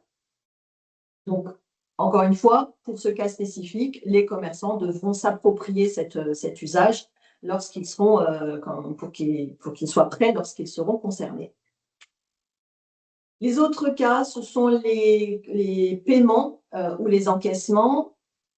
Alors, voilà, c'est des cas d'usage pour expliquer comment vont se passer les paiements partiels, les multi-échéances, comment ça se passe lorsque vous aurez un paiement global qui concerne plusieurs factures, le traitement des escomptes, ou paiement anticipé. Alors, l'escompte, je rappelle juste une petite information, c'est que pour qu'un client puisse appliquer de l'escompte sur la facture qu'il a reçue, il faut que le fournisseur l'ait autorisé à le faire. Et le seul moyen d'autoriser un client à pratiquer l'escompte, c'est qu'il faut que la mention soit sur la facture. À défaut de mention sur une facture, ce n'est pas un escompte, c'est un écart de règlement qui se traite autrement et donc qui fera également l'objet d'un cas d'usage. Vous pouvez avoir le paiement par un tiers, c'est-à-dire un salarié ou un dirigeant qui réalise un achat et qu'il va falloir rembourser. Là également, les cas d'usage sont prévus. Les bons cadeaux, notamment dans tout ce qui est restauration ou esthétique, voilà, donc là également un cas d'usage. Le cas d'usage du paiement à un tiers, c'est lorsque vous utilisez, vous avez recours à l'affacturage pour financer votre cycle de trésorerie, votre cycle client. Et dernier cas d'usage, c'est la prise en charge par une assurance, puisque là aussi, un traitement spécifique sera nécessaire. Alors, on va faire un petit focus, voire un gros focus, sur les notes de frais. Alors, les notes de frais, qu'est-ce que c'est qu'une note de frais? En fait, c'est une facture au nom de l'entreprise demandée par un salarié ou un dirigeant de l'entreprise. Donc, si on dresse le tableau, c'est donc une de ces deux personnes qui va se rendre dans une entreprise, payer la facture, demander la facture et derrière se faire rembourser. Alors, comment ça va se passer? Déjà, le salarié, le dirigeant, va demander l'émission d'une facture au nom de la structure pour laquelle il travaille, c'est-à-dire en donnant un des fameux codes routage qu'on évoquait tout à l'heure. Si ce n'est pas le cas et que la facture est au nom de la personne qui demande la facture, là, la TVA mentionnée sur le ticket de caisse risque fortement de ne pas être récupérable, déductible. Donc, on communiquera, comme j'ai dit, le code d'adressage au fournisseur ou au commerçant pour que la facture puisse suivre le cycle normal du invoicing via les PA. Et ensuite, le salarié ou le dirigeant va payer la facture sur place en emmenant le bien ou en payant sa chambre d'hôtel, pareil. Alors, une précision, parce que déjà, certains d'entre vous doivent se dire, mais comment je vais faire pour retenir le sirène de mon entreprise ou le code routage chaque fois que je vais aller chez un commerçant? Rassurez-vous, vous n'aurez pas besoin de vous le tatouer sur le bras. L'administration fiscale a entendu cette remarque qui a été mise en avant par un certain nombre d'acteurs dans la profession et il est prévu. Alors pour l'instant, ce n'est pas encore officiel, mais en tout cas, l'administration le dit ouvertement, donc probablement que c'est ce qui va se passer, c'est qu'on pourra utiliser des QR codes qui feront que lorsque vous allez chez un fournisseur dans n'importe quel commerce ou restaurant, vous pourrez demander à ce que votre QR code soit scanné et ce QR code remplira automatiquement les mentions obligatoires sur la facture, pour éviter les erreurs de frappe, les erreurs de saisie et le temps aussi de saisir toutes ces informations-là, ça sera un gain de temps. Mais pour l'instant, ce n'est pas encore écrit dans le marbre, donc il y a de fortes chances que ça se passe comme ça. Donc, on a vu ce que le salarié ou le dirigeant devait faire. Maintenant, le fournisseur, celui qui émet la facture, le commerçant, lui, ce qu'il devra faire, c'est mentionner que la facture a déjà été payée dans une case spécifique, dans un BT spécifique, et il devra aussi indiquer un moyen d'identification de la personne qui a réglé la facture. Attention dans ce cas-là aux moyens d'identification, aux règles de RGPD, c'est-à-dire qu'il ne faut pas que que la personne soit directement identifiable. Donc, ce sera un code salarié, ce sera un code interne à l'entreprise, peu importe. Et donc, il devra identifier le payeur pour que derrière, ce payeur puisse facilement être remboursé. Ensuite, dans l'entreprise, en fait, elle va recevoir sa facture sur sa plateforme de réception. Elle pourra directement identifier que cette facture a déjà été payée, qu'elle a déjà fait l'objet d'un règlement, puisque le BT relatif à ça sera renseigné. Et elle verra aussi l'identification de la personne qui a payé. Du coup, l'entreprise pourra très facilement rembourser le salarié ou le dirigeant qui a avancé les fonds. On parlait tout à l'heure des adressages. Pour les entreprises qui ont de nombreux salariés à gérer, il pourrait être utile d'avoir un code adressage spécifique, par exemple note de frais ou salarié, enfin vous l'appelez comme vous voulez, pour identifier toutes ces factures sur un adressage spécifique pour vous faciliter la gestion de ces factures-là. Alors, on est en France. Et en France, il y a à toute chose des exceptions. Et les exceptions à ces factures-là, ça va être déjà l'étiquette péage. L'étiquette péage parle bien des petits tickets que vous demandez à l'automate et pas des factures que vous recevez par l'abonnement de votre télépéage. Hein. C'est les petits tickets. Eux sont hors processus e-invoicing. C'est une tolérance de l'administration et ça va perdurer comme ça jusqu'à temps que ça change. Mais voilà, de tout temps, enfin, vous pourrez déduire la TVA sur les petits tickets de péage. Ensuite, concernant tous les autres automates, qui concernent le carburant, les lavages de voitures, les parkings, tout ce que vous pouvez imaginer en termes d'automates, eux auront une tolérance, mais de temps, temporaire. L'administration a admis que ça va être compliqué pour toutes ces entreprises de modifier tous ces automates pour justement lire les QR codes, pour qu'on puisse saisir les numéros SIAN, ce genre de choses. Donc, pour leur permettre une mise à jour technique, elles auront une tolérance de temps qui n'a pas été défini, autant le dire tout de suite. Hein. Voilà. Mais donc, tant qu'elles ne seront pas mises à jour, ces facturettes-là pourront continuer à être saisies hors e-invoicing. Par contre, si l'automate est à jour, là, c'est obligatoirement du e-invoicing. Et enfin, autre exception à ce processus, c'est une tolérance, mais là aussi une tolérance qui existait déjà, ce n'est pas une nouveauté, c'est que pour les factures de restaurant, normalement, si celle-ci dépassait déjà précédemment un montant de 150 € hors taxe, vous étiez déjà censé demander une facture au nom de votre entreprise, avec en tête et tout ce qui va bien pour pouvoir déduire la TVA. Ce n'était pas le cas, il y avait une tolérance pour toute facture inférieure à 150 € hors taxe, où là, le petit ticket de caisse suffisait pour pouvoir déduire la TVA. Là, ce sera pareil. Il faudra absolument que la facture passe par le biais des plateformes en invoicing dès qu'elle dépassera 150 € hors taxe. En dessous de ça, ce sera au bon vouloir du client. Soit il se contentera du ticket, soit il pourra quand même réclamer au restaurateur une facture via le invoicing. Hein. Personne n'empêche de la réclamer. Alors, une précision aussi, la tolérance administrative dont on parle, donc jusqu'à 150 € hors taxe, ne concerne que les tickets de restaurant. Ça ne concerne pas d'autres dépenses. Il ne faut pas faire d'amalgame à ce niveau-là. Alors, que devez-vous faire pour vous préparer à l'arrivée donc de cette réforme de la facture électronique? Eh bien, chaque entreprise, avant le 1er septembre 2026, devra choisir une plateforme agréée de réception, une PAR, pour être en capacité donc de recevoir les factures au format électronique. Alors, deux cas de figure. Vous avez les clients qui confient déjà leur tenue comptable à FIBA. Eh bien, pour ces clients-là, la bonne nouvelle, c'est que vous nous faites déjà confiance pour votre tenue comptable. Eh bien, nous vous proposons en fait de continuer à nous faire confiance et à nous déléguer la sélection donc, de la plateforme agréée pour vous. Et de quelle manière? Eh bien, c'est en signant le mandat qui vous sera proposé par votre expert comptable, soit lors d'un entretien bilan, soit lors d'autres types d'entretiens. Et ça permettra en fait de vous décharger de cette sélection, puisque donc nous nous chargeons de tout.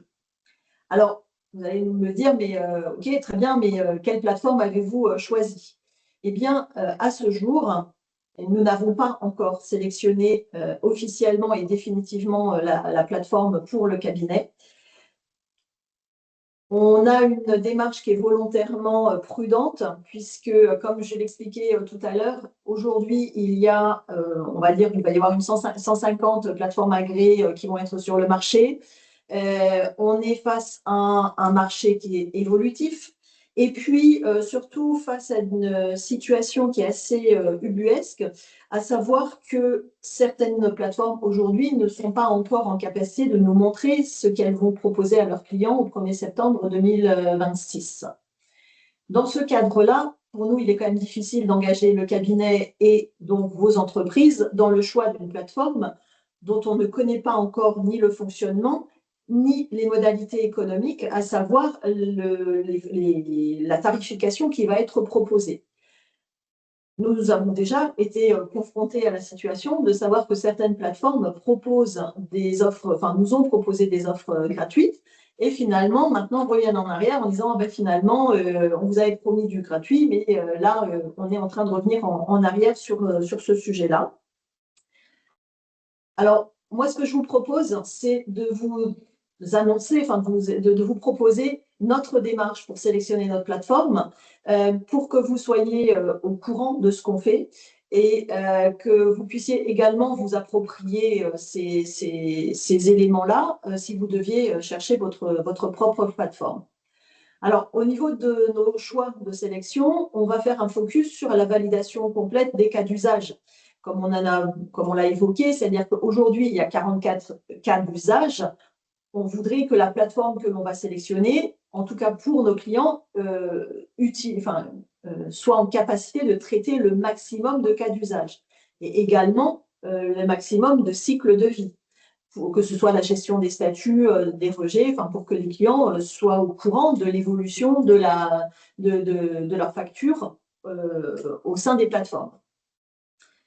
Il faut également que la plateforme que l'on choisira soit compatible avec notre logiciel de production comptable, de telle sorte en fait, que les informations qui arrivent sur la plateforme puissent être poussées vers notre logiciel de comptabilité sans couture et sans rupture, comme on dit. On va également être très attentif à la sécurité des données et à la confidentialité des données. Alors là, bien sûr que les données, on va privilégier une plateforme dont les données seront conservées en France et avec un niveau de sécurité maximal. Et enfin, l'élément également qui va être fondamental, c'est la fiabilité et la pérennité. Puisque nous voulons une solution robuste, c'est-à-dire qui soit en capacité, on espère en tout cas qu'elle sera encore là dans 3 ans. On veut également qu'elle soit capable de faire face aux cyberattaques et ou s'il devait y avoir des pannes ou ce genre de choses, qu'elle soit rétablie le plus rapidement possible, parce que dès lors qu'elle ne fonctionne pas, en fait, vous ne pourrez plus recevoir vos factures.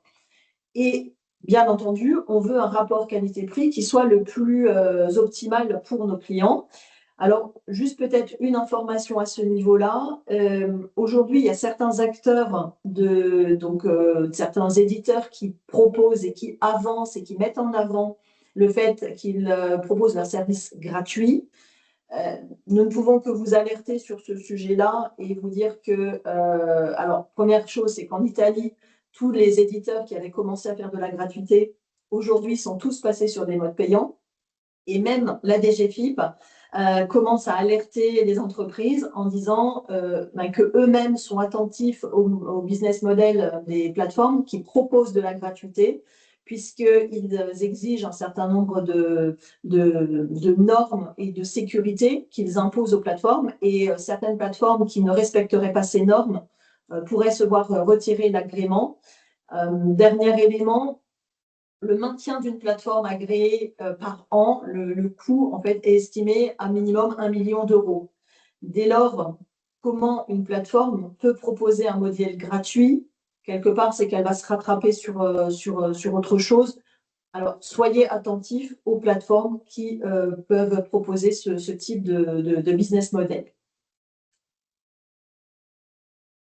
Au niveau deuxième situation, les clients qui nous confient cette fois-ci la révision de leur compte.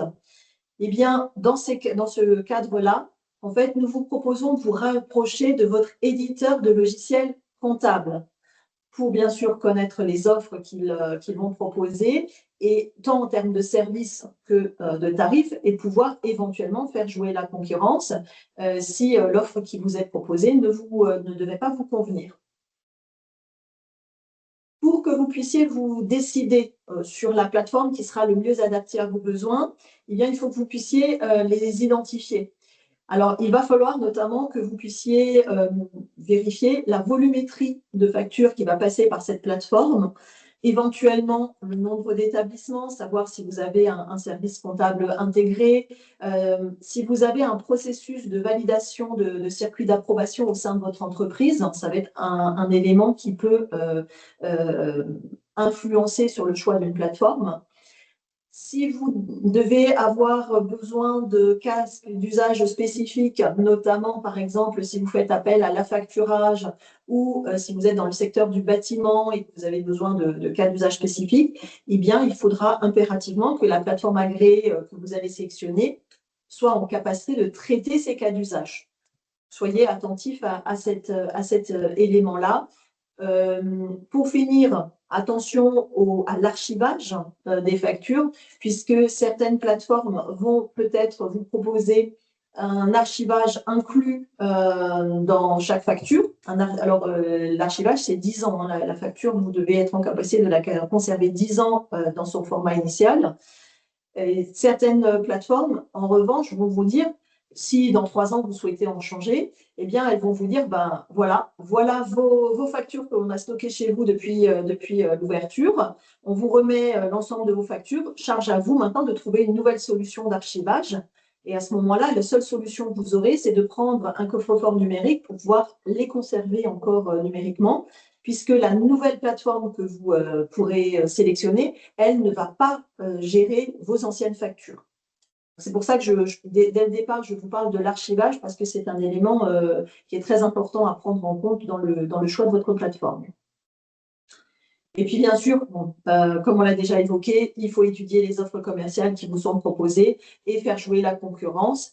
Si tant est qu'aujourd'hui, la concurrence, en fait, aujourd'hui, c'est quand même difficile, on ne va pas se le cacher, de faire jouer la concurrence, puisque vous avez de nombreuses plateformes qui ne vous annoncent encore pas à ce jour le tarif qu'elles vont pratiquer. Pour finir, il va falloir que vous testiez, enfin, vous pourrez vérifier et tester la compatibilité entre votre logiciel de comptabilité et la plateforme de réception que vous aurez sélectionnée, puisque il faut, on vous annoncera des choses, mais il va quand même falloir vérifier dans la vraie vie si tout est compatible et tout fonctionne correctement. Si vous avez besoin d'être accompagné et vous vous sentez pas forcément armé avec tous les éléments qui sont évoqués sur cette slide, nous pouvons vous proposer donc de vous accompagner dans le choix de la plateforme agréée de réception.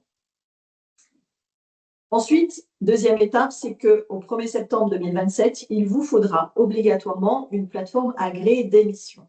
Et là, pour ce choix-là, les choses changent un petit peu.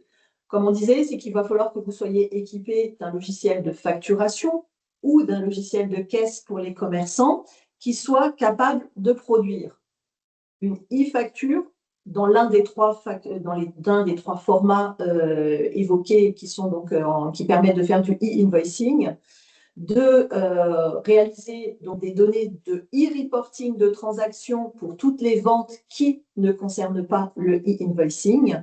Et enfin, pour ceux qui sont concernés par le e-reporting de paiement, de vous produire ces éléments-là.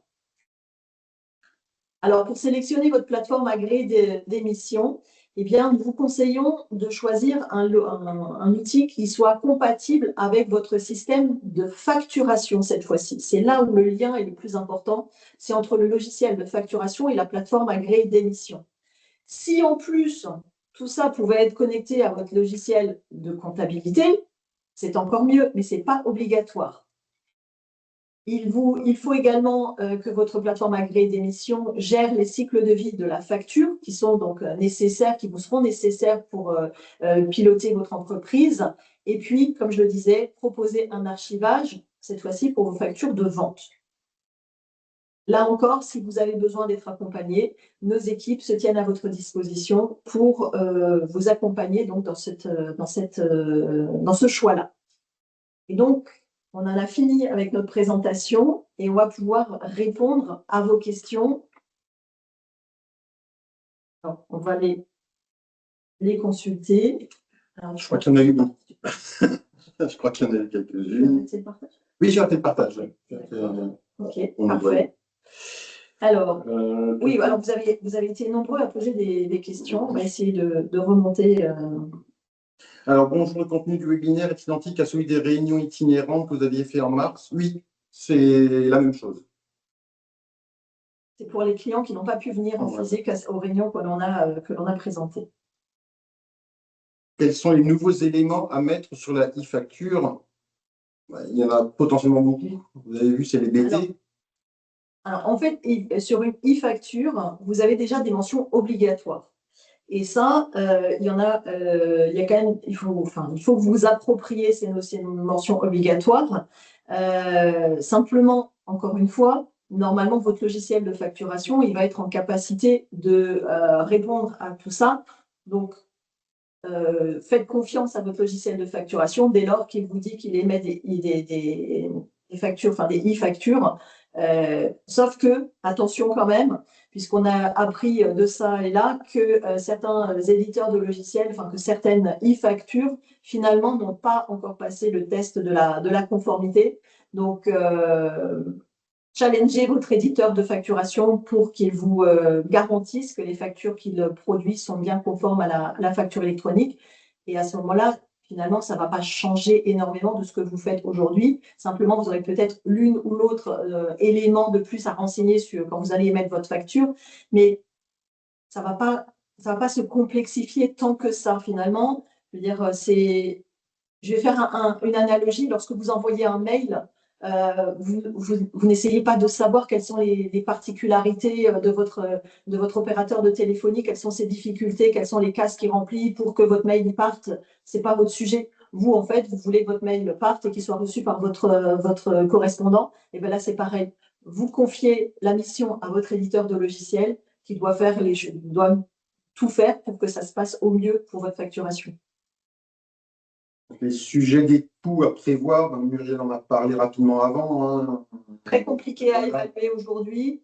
La seule chose qu'on puisse vous dire, c'est que de ce qu'on voit aujourd'hui sur le marché, c'est que les montants vont… Allez, on va dire que ça tourne autour du coût d'un abonnement téléphonique. Voilà, il y a tous les prix. Il y a certaines plateformes qui facturent à la facture. Donc, il y a un coût par facture. D'autres, c'est des abonnements mensuels. Alors, selon qu'on soit une petite entité ou une plus grosse, il faut voir quel est le business model qui va convenir à votre activité. Ensuite, il y a 4 questions, je crois, qui ont potentiellement la même réponse. C'est les factures d'un commerçant à des particuliers ne sont pas concernées. Eh bien si, puisqu'on a parlé avant du e-reporting de transactions et de paiement en fonction des cas. Donc, vous serez concerné via le e-reporting, pas le invoicing. Effectivement, il n'y aura pas de factures qui transiteront par PA. Il faudra bien transmettre les éléments à l'administration. Donc, par ce biais-là, vous serez impacté. Idem pour les factures vers des clients B2B hors Union européenne. Il faudra faire du e-reporting. Et c'est pour ça que le logiciel de facturation, là aussi, il va être important. Parce que, en tout cas, moi, c'est comme ça que j'imagine les choses. C'est que vous allez faire votre facture sur votre logiciel de facturation. Si votre facture, elle est adressée à une entreprise, vous allez renseigner le sirène de votre client et votre plateforme agréée va se dire, OK, j'ai trouvé un sirène, c'est du B2B. OK, j'envoie ça en e-invoicing. Maintenant, vous envoyez une facture à un particulier. Il n'y a pas d'information sur le sirène. La plateforme va savoir que c'est du B2C. Elle ne pourra pas l'envoyer par le invoicing. Elle va collecter les informations du reporting et elle va le faire pour vous. Je n'imagine pas qu'une entreprise soit obligée de ressaisir manuellement toutes les informations d'une facture sur son e-reporting. Enfin, c'est complètement fou. Là encore, je l'imagine comme ça. Dans la pratique, aujourd'hui, aucun éditeur n'a été en capacité de me montrer que ça fonctionnait comme je l'imagine. À votre tour de challenger un peu vos éditeurs en disant, bon, attendez, vous êtes gentils, mais moi, je n'ai pas envie de ressaisir des choses alors que j'ai déjà fait une facture. Est-ce que le logiciel est en capacité de me simplifier la vie? Aujourd'hui, c'est la mission, en tout cas, c'est comme ça que je vois les choses, c'est la mission de votre logiciel de facturation. Ensuite, on demande si le e-reporting, c'est comme Chorus. Non, pas tout à fait. Nous, on verrait plutôt Chorus Pro, comme la plateforme de l'administration, en fait. Alors, on ne voit pas, c'est comme ça. Oui, voilà. Chorus Pro, c'est la plateforme agréée de l'administration fiscale à la réception et à l'émission. Donc, demain, probablement, en fait, vous enverrez vos factures par le biais de votre logiciel de facturation. La plateforme identifiera que si vous envoyez cette facture vers une entité publique et elle transmettra la facture à Chorus Pro, qui est la plateforme de réception de votre client administration publique. Alors, je vais juste réagir à une petite phrase, ce n'est pas une question, mais c'est une affirmation. C'est pourquoi faire simple quand on peut faire compliqué? J'ai envie de dire, c'est ce que Muriel disait, c'est aux éditeurs de vous proposer des solutions simples et que ce soit totalement transparent pour vous. Ils ont dû prévoir tous les cas d'usage possibles, et ça, on peut le comprendre. Charge après aux éditeurs de logiciels à transformer ça pratico-pratique pour vous, très simple. Voilà, c'est plutôt en ce sens-là qu'il faut le prendre. Après, je pense que la première fois, on ne va pas se le cacher, la première facture, ça va être un peu compliqué parce que comme toute nouveauté, ça fait peur et on s'imagine que ça va être quelque chose d'insupportable. Mais finalement, c'est la première qui va être compliquée. La deuxième, ça va être un petit peu tendu. Puis la troisième, c'est bon, on saura faire. Et puis comme tout, moi, ce qui me rassure beaucoup, c'est que finalement, les pays qui sont déjà passés sur cette réforme, tous disent qu'ils ne reviendraient pas en arrière. Alors, pour ceux qui ont encore des doutes, la réforme de la facture électronique, ce n'est pas une réforme française, c'est une réforme mondiale. Le premier pays à être passé sur la facture électronique, c'est le Mexique, il y a plus de 20 ans. Et ce n'est pas le pays qu'on aurait imaginé étant le plus à même de mettre en place cette réforme, mais si. Et en fait, en Europe, donc l'Italie y est passée en 2019, la Belgique y est passée là au 1er janvier 2026, l'Allemagne y passe au 1er janvier 2027, l'Espagne et le Portugal sont déjà passés aussi, l'Australie y est déjà passée, enfin l'Indonésie y est déjà passée. Il y a vraiment énormément de pays dans le monde qui sont déjà passés et nous sommes dans les derniers. En revanche, ce qu'il faut savoir, c'est que c'est la réforme en e-invoicing qu'ils ont fait.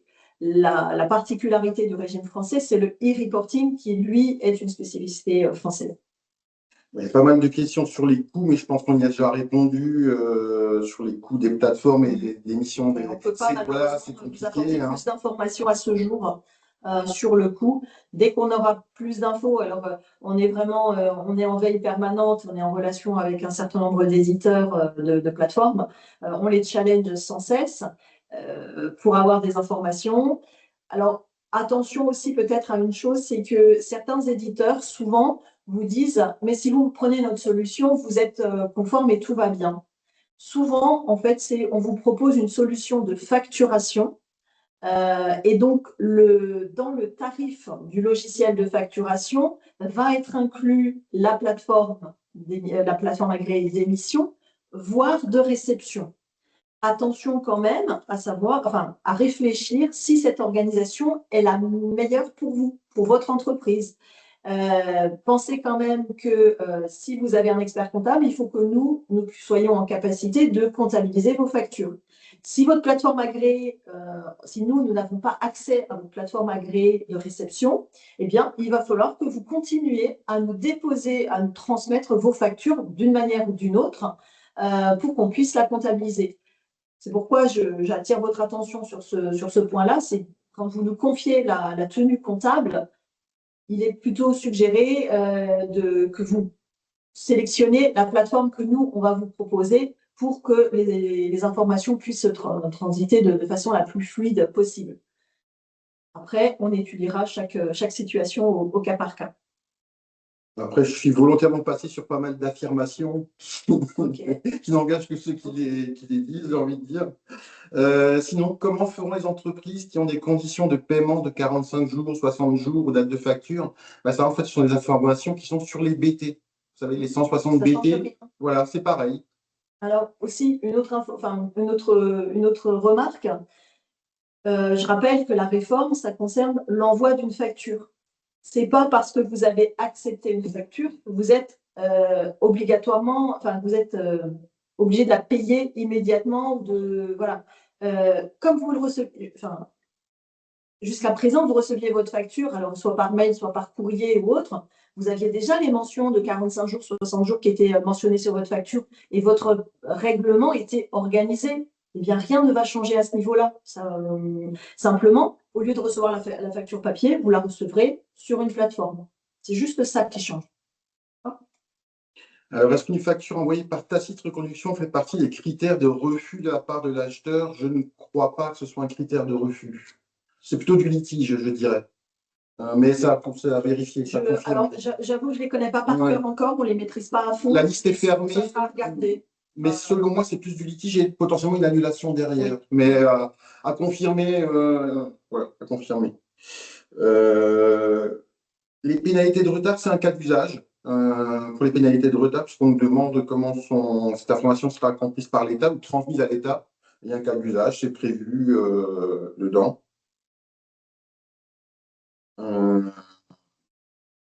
Pour recevoir les factures, le plus simple semble de le payer avec sa banque. Je ne sais pas. À voir selon la situation de chaque entité. En fait, c'est vraiment en fonction de chaque organisation. Il faut réfléchir. Chacun doit finalement se poser, savoir quelle est l'organisation qui était en place jusqu'à présent et demain, quelle sera l'organisation qui sera la plus optimale. C'est peut-être l'occasion de se poser les bonnes questions en se disant, bah, tiens, de quelle manière je vais pouvoir revoir l'organisation de mon entreprise pour l'optimiser et me simplifier la vie. Monaco et Andorre sont-elles assujetties à la réforme? C'est une réforme pour l'instant franco-française, donc Monaco et Andorre sont hors réforme de la facture électronique. Oui. Dans le bâtiment, on doit joindre un bon de paiement d'un architecte à la facture. Alors ça sera justement des informations qui pourraient être transmises entre PA lorsque c'est prévu. Donc, il faudra que les PA soient compatibles de ce point de vue-là entre elles, mais vu que ce n'est pas obligatoire, rien ne va les contraindre à pouvoir échanger ces informations.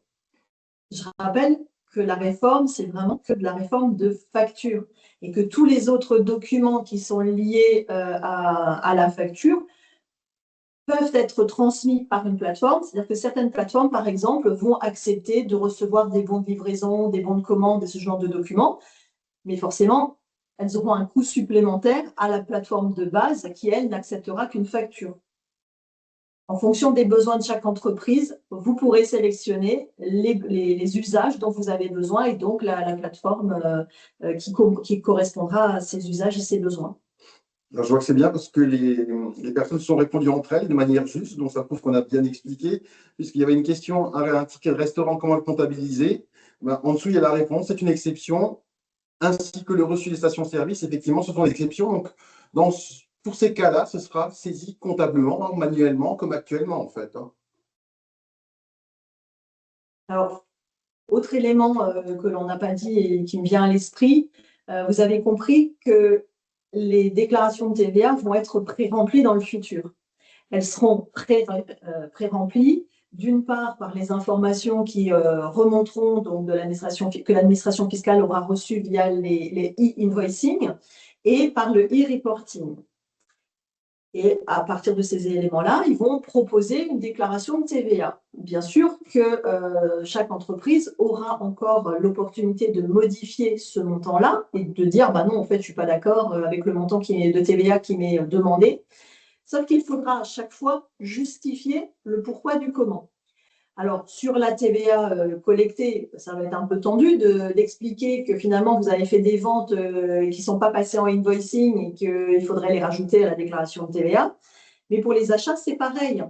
Vous ne pourrez plus déduire la TVA sur un ticket de caisse sous prétexte que la TVA figure sur le ticket de caisse, puisque le ticket de caisse, pour que la TVA soit déductible, il aurait fallu passer par le système du invoicing.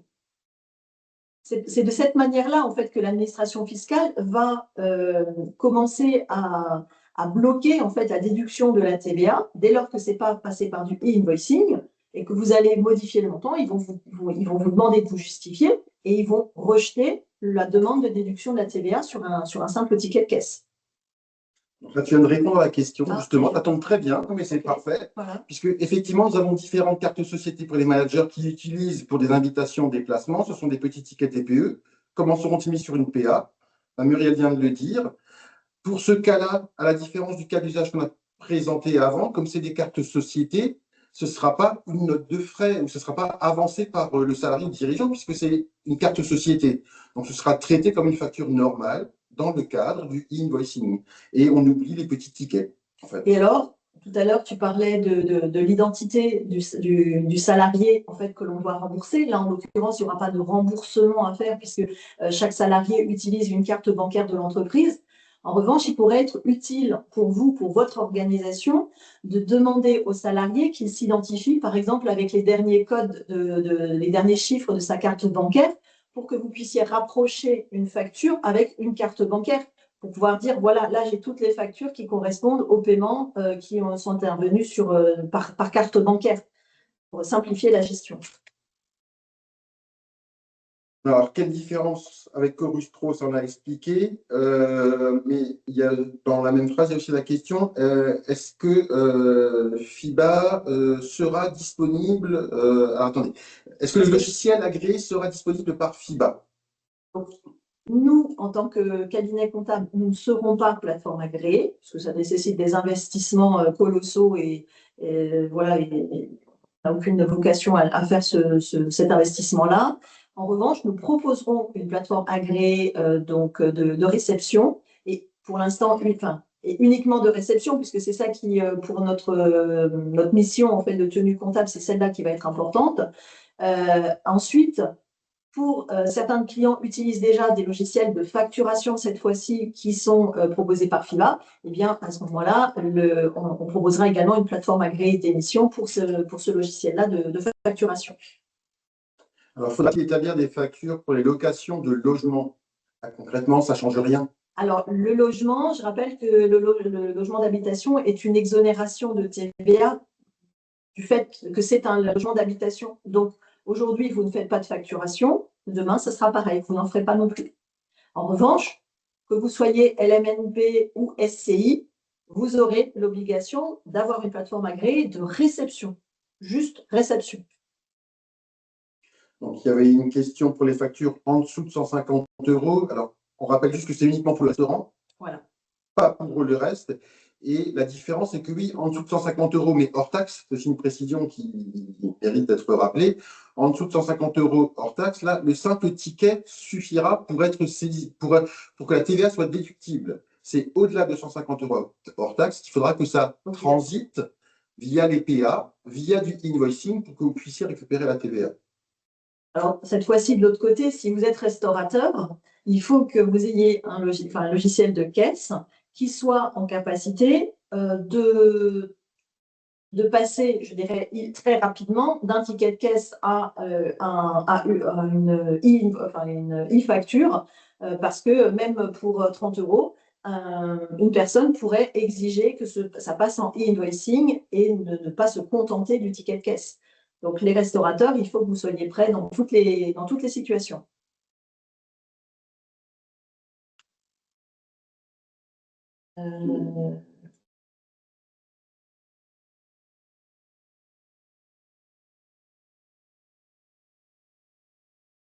Alors, on lit vos commentaires, oui. Vous êtes fâchés.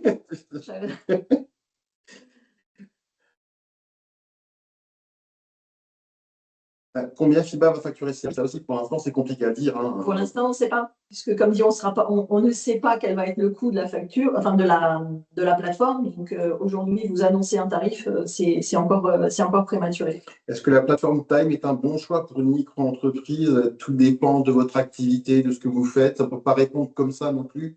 Là, ce qu'on peut vous conseiller, c'est plutôt de vous rapprocher de votre expert comptable, de la personne en charge de votre dossier pour lui poser la question. Et lui sera peut-être plus à même, connaissant votre dossier, de vous répondre. Louer un coffre-fort numérique pour payer un archivage contraint. Et oui, madame, désolée vous serez obligée. Vous n'avez pas le choix.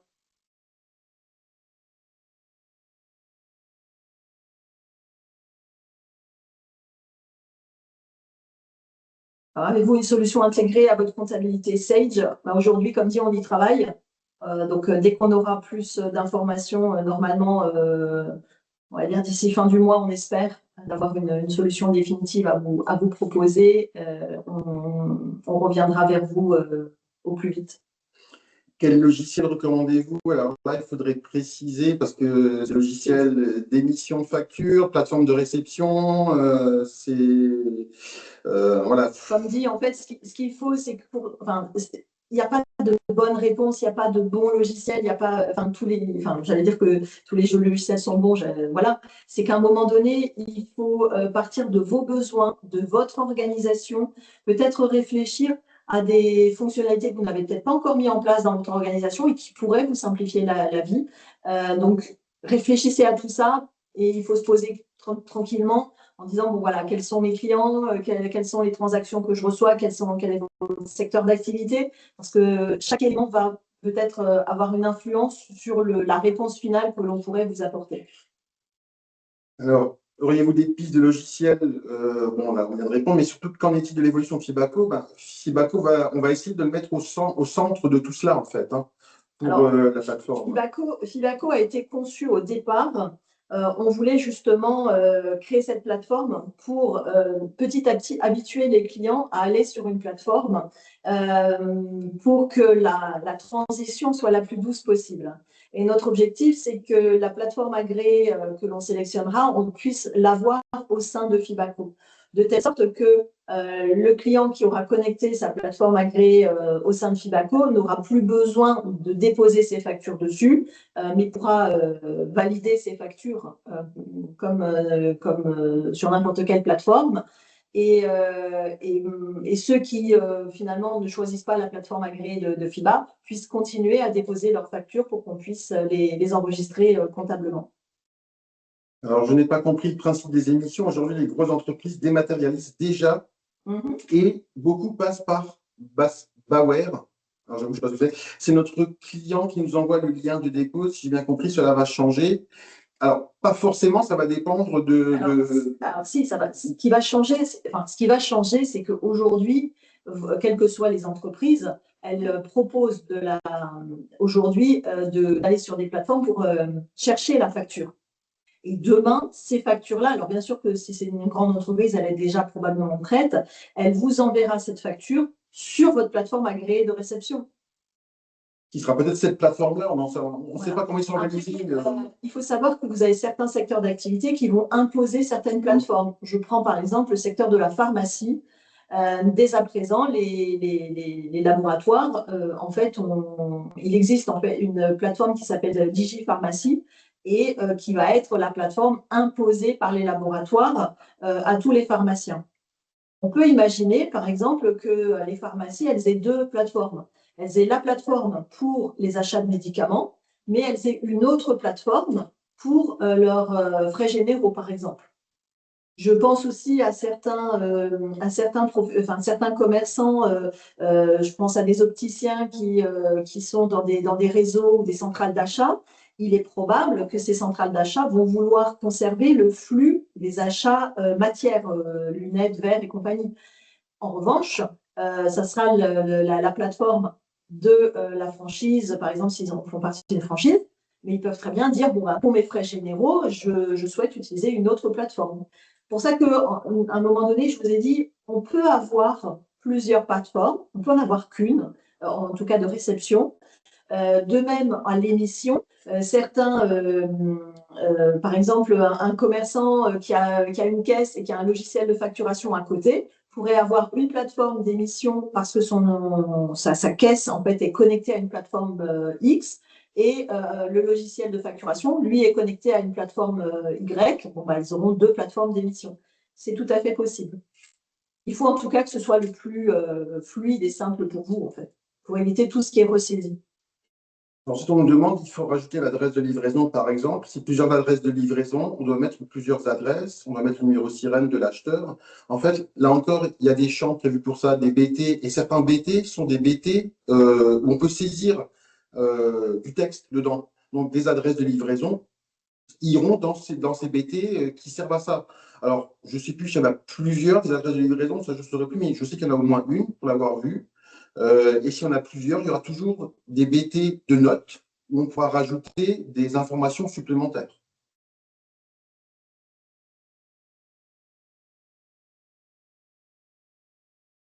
Les SCI non soumis à la TVA sont-elles concernées? Alors, je répète, les SCI, à partir du moment où vous faites une activité économique habituelle et à titre onéreux, vous êtes assujetti à la TVA, c'est-à-dire que vous devez avoir une plateforme agréée de réception.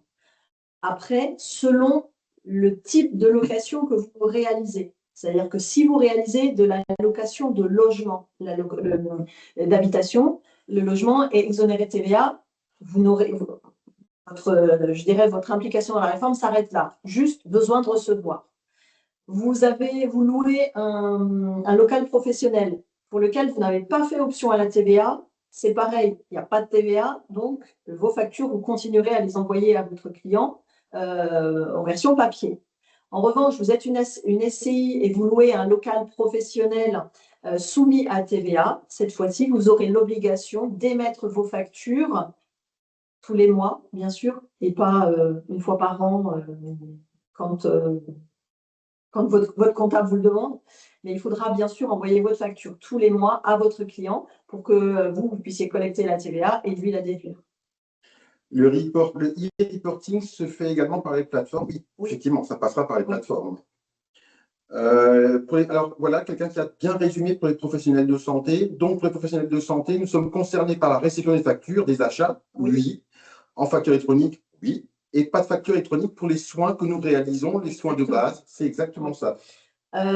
Attention aussi, quand vous êtes professionnel de santé, alors on va prendre l'exemple d'un médecin généraliste qui pourrait, en complément de ses soins, réaliser des actions de formation, par exemple.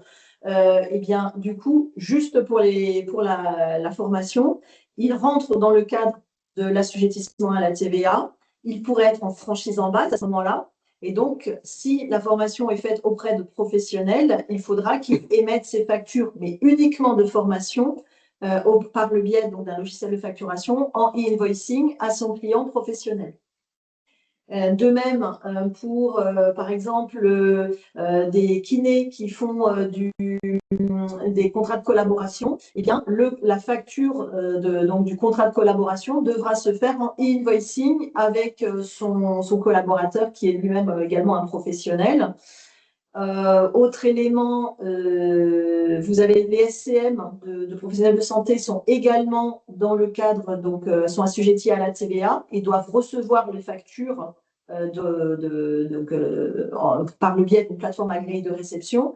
En revanche, elles n'émettent pas de facture à l'émission.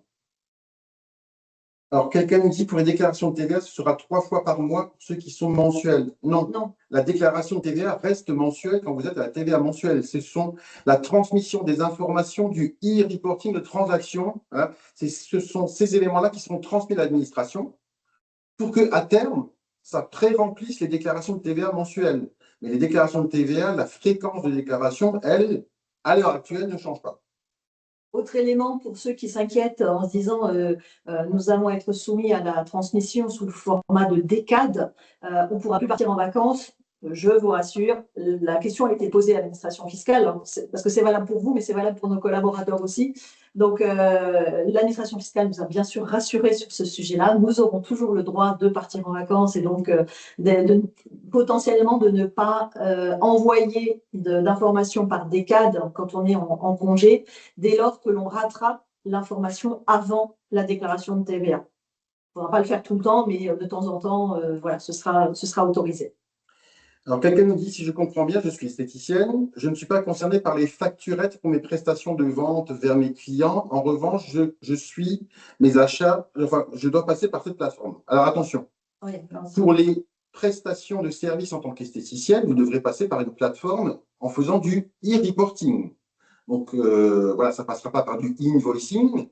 Alors, je me permets, on va essayer de détailler les choses. Vous réalisez des prestations vers des particuliers en étant esthéticienne, donc vous ne faites pas de e-invoicing. Vous allez faire du e-reporting.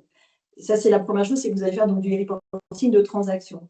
Ensuite, pour les prestations que vous réalisez, et uniquement les prestations et non pas les ventes, parce que si vous vendez des produits et des prestations, c'est uniquement sur la partie prestation de services réalisés que vous allez faire du e-reporting de transaction, de paiement, pardon. Maintenant, si vous utilisez, par exemple, un logiciel tel que Planity, en fait, il va vous faire la gestion de la facturation et il va vous faire ce e-reporting, de même que d'autres logiciels de facturation. Mais vous devrez saisir vos prestations et vos ventes sur un logiciel de facturation. Attention, potentiellement, dans certains cas, une entreprise pourrait quand même envoyer quelqu'un dans un salon d'esthétique et demander une facture pour le passer en charge. Dans certains cas, vous pourriez être obligé de faire du invoicing quand même. Très rare, mais ça pourrait potentiellement arriver. Hein. Lorsque vous aurez une plateforme à nous proposer, vous ferez un nouveau webinaire. Oui, fortement. Oui, c'est prévu. Merci pour vos efforts. Ah, voilà. De rien. Votre document, oui. Donc, ce document, comme on l'a dit au début, il sera disponible. Il va vous être envoyé par il y aura un mail. lien, voilà. Et tout comme la vidéo qui pourra être regardée en streaming plus tard. Alors, quelqu'un pose la question de dire est-ce qu'il n'est pas plus simple de prendre la plateforme de réception d'une banque. Moi, j'aurais tendance à vous dire non, parce que derrière, en fait, comment nous, on va récupérer les factures si elles sont sur la plateforme agréée de votre banque? Alors, deux options. Soit la banque va nous demander d'ouvrir un compte au nom du cabinet et donc il y aura des coûts supplémentaires. Soit ils vont nous facturer l'accès à ces factures-là.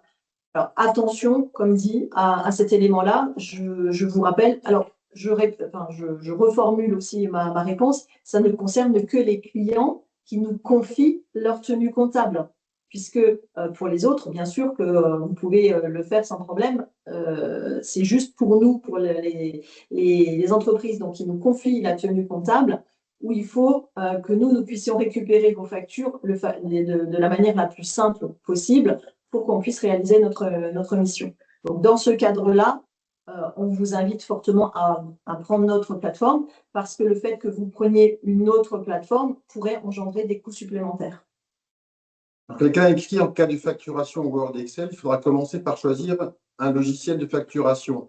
Alors, il ne faudra pas commencer par ça. Il faudra commencer par choisir une plateforme de réception. Oui. On vous rappelle que entre guillemets, l'urgence du moment, c'est le 1er septembre 2026 de cette année, c'est savoir recevoir les factures.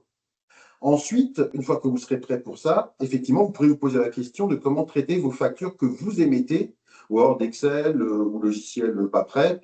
Et là, dans ce cas-là, oui, il faudra choisir un logiciel de facturation et voir s'il est compatible avec Fibaco. Ben ça, on verra pour vous proposer potentiellement des choses par la suite. Hein. Mais là, ce qu'il faut faire, c'est absolument choisir une PA de réception, soit en signant le mandat FIBA pour ça, soit en sélectionnant une. Mais c'est ça l'urgence. Pour l'export, je ne comprends pas la question. Donc, vous proposez un logiciel de facturation également, ça je crois que tu avais déjà répondu. Hein. Alors, je vais effectivement préciser pour les entreprises donc, qui ont des sociétés mères à l'étranger, donc en Europe, ou qui ont des filiales dans ces pays-là et qui échangent des factures. Aujourd'hui, le e-invoicing, c'est franco-français. Demain, donc 2030, il y a la réforme donc VIDA qui obligera à faire une transmission de factures électroniques au niveau européen. Et vous pouvez anticiper cette obligation-là dès lors que votre plateforme agréée de réception et d'émission, puisque vos plateformes agréées sont connectées au réseau PayPal et que de même que votre entité qui est dans un autre pays européen est également connectée à ce réseau-là. Et cette connexion à ce réseau PayPal vous permettra d'échanger dès le 1er septembre 2026 des factures au format électronique entre entités qui sont dans des pays européens. Alors, il y a quelqu'un qui pose la question de transformer une facture Word Excel en e-facture par la suite. Alors, légalement, je ne peux pas vous dire que ce n'est pas possible, c'est possible. Il y en a qui le proposent en tout cas. Il y en a qui le proposent. En revanche, attention à la conformité, encore une fois, puisque il va falloir que sur votre Word Excel, il faut quand même qu'il y ait toutes les informations nécessaires pour que, pour que la plateforme qui fera cette transposition puisse renseigner les informations aux bons endroits. Et qu'elles soient correctement lues, et ça, c'est pas évident. Et que ce soit conforme. Voilà. Alors, est-ce que nous pourrons vous remettre les accès de notre plateforme afin que vous puissiez envoyer par DCAD? Normalement, oui, mais ça va dépendre de ce que l'éditeur permet comme option. Voilà, ça faudra voir. Alors, pour l'instant, sur le e-reporting, en toute transparence, on n'a aucune information du comment ça va se pratiquer. Alors, on a encore un an parce que le e-reporting, alors même pour les grandes entreprises, elles vont devoir le faire déjà en 1er septembre 2026, mais on va dire pour nos clients, l'enjeu c'est 1er septembre 2027. On a un an pour voir un peu comment ça va se passer et puis pour nous y adapter, on va dire. Alors attention, une précision importante là, parce que quelqu'un écrit finalement, vous n'aurez plus à intervenir sur les déclarations de TVA. Alors non, que ce soit vous, si vous faites vos déclarations ou si vous déléguez ça à votre cabinet d'expertise comptable, il faudra toujours aller sur les déclarations de TVA parce qu'elles ne sont que pré-renseignées. Et ce sera à vous ou à nous de les valider ou de les corriger le cas échéant. Et justifier nos corrections. Voilà, parce qu'on a vu qu'il y avait des cas où on va être obligé de corriger. CF, les ventes de biens d'occasion, les corrections de factures, tout ça, ce seront des cas où on aura le droit de corriger la déclaration de TVA en justifiant, mais donc on pourra le faire. Et puis rien ne dit que les informations qui arrivent sont justes également. L'œil humain va rester au centre de tout quand même. Il faudra valider, ce sera un humain qui devra valider la déclaration de TVA dans tous les cas. Alors, beaucoup de clients demandent que l'on dépose la facture sur leur plateforme. Le e-reporting sera fait par le client receveur, c'est ça? Non, chacun est responsable de son e-reporting. Donc, si vous êtes fournisseur, eh bien, vous ferez votre e-reporting de transaction. Le receveur, en fait, même si vous… Enfin, ce qu'il faut comprendre, c'est que les usages qui sont pratiqués aujourd'hui sont des usages temporaires, le temps que toute la réforme se mette en route. Et à partir du moment où la réforme fonctionnera, vous déposerez votre facture sur votre plateforme agréée d'émission et après, c'est la plateforme qui va gérer l'envoi et la réception pour votre client. Vous n'aurez plus à gérer ça, en fait. Alors bonjour, nous utilisons un logiciel conçu pour les notes de frais que chaque salarié remplit avec leur justificatif. La TVA est calculée automatiquement, suivant le genre de frais, et ensuite vérifiée par le comptable et intégrée à notre logiciel SAP. Quel sera l'impact sur le e-invoicing? En fait, on rentre complètement dans le cas qu'on a vu tout à l'heure, c'est-à-dire que si ça passe par le biais du e-invoicing, il n'y aura même plus besoin d'avoir un logiciel de suivi de notes de frais, puisque la facture sera au nom de l'entreprise, que le payant sera identifié, et ces informations tomberont dans la plateforme. En revanche, si les factures ne sont pas adressées à l'entreprise, là, il faudra effectivement faire des notes de frais. Mais quand on écrit la TVA est calculée automatiquement, donc, théoriquement, il n'y aura plus de TVA à calculer, puisque c'est hors champ de la réforme de la facture électronique. Alors moi, j'avoue que je ne sais pas est-ce qu'on aura encore besoin, une fois que la réforme sera en place, de logiciels spécifiques pour calculer, pour les notes de frais? Je me pose la question. Quand les factures ne sont pas adressées aux entreprises, oui, mais on ne pourra plus déduire la TVA. Voilà, on ne pourra pas déduire la TVA sur des factures qui ne seront pas au nom de la société. Les kinés qui seront diplômés en juin sont concernés par la réforme? Eh bien oui, toutes nos félicitations pour mais oui, vous serez dans la réforme comme les autres, il n'y a pas d'exemption spécifique.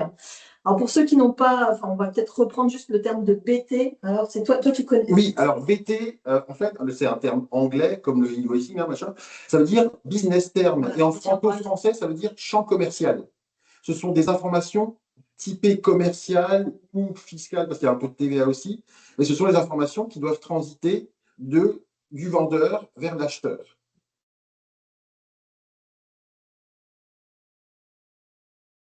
Alors, les LMNP, il ne faudra que la plateforme de réception. Oui, je vous confirme, les LMNP, c'est uniquement la plateforme de réception.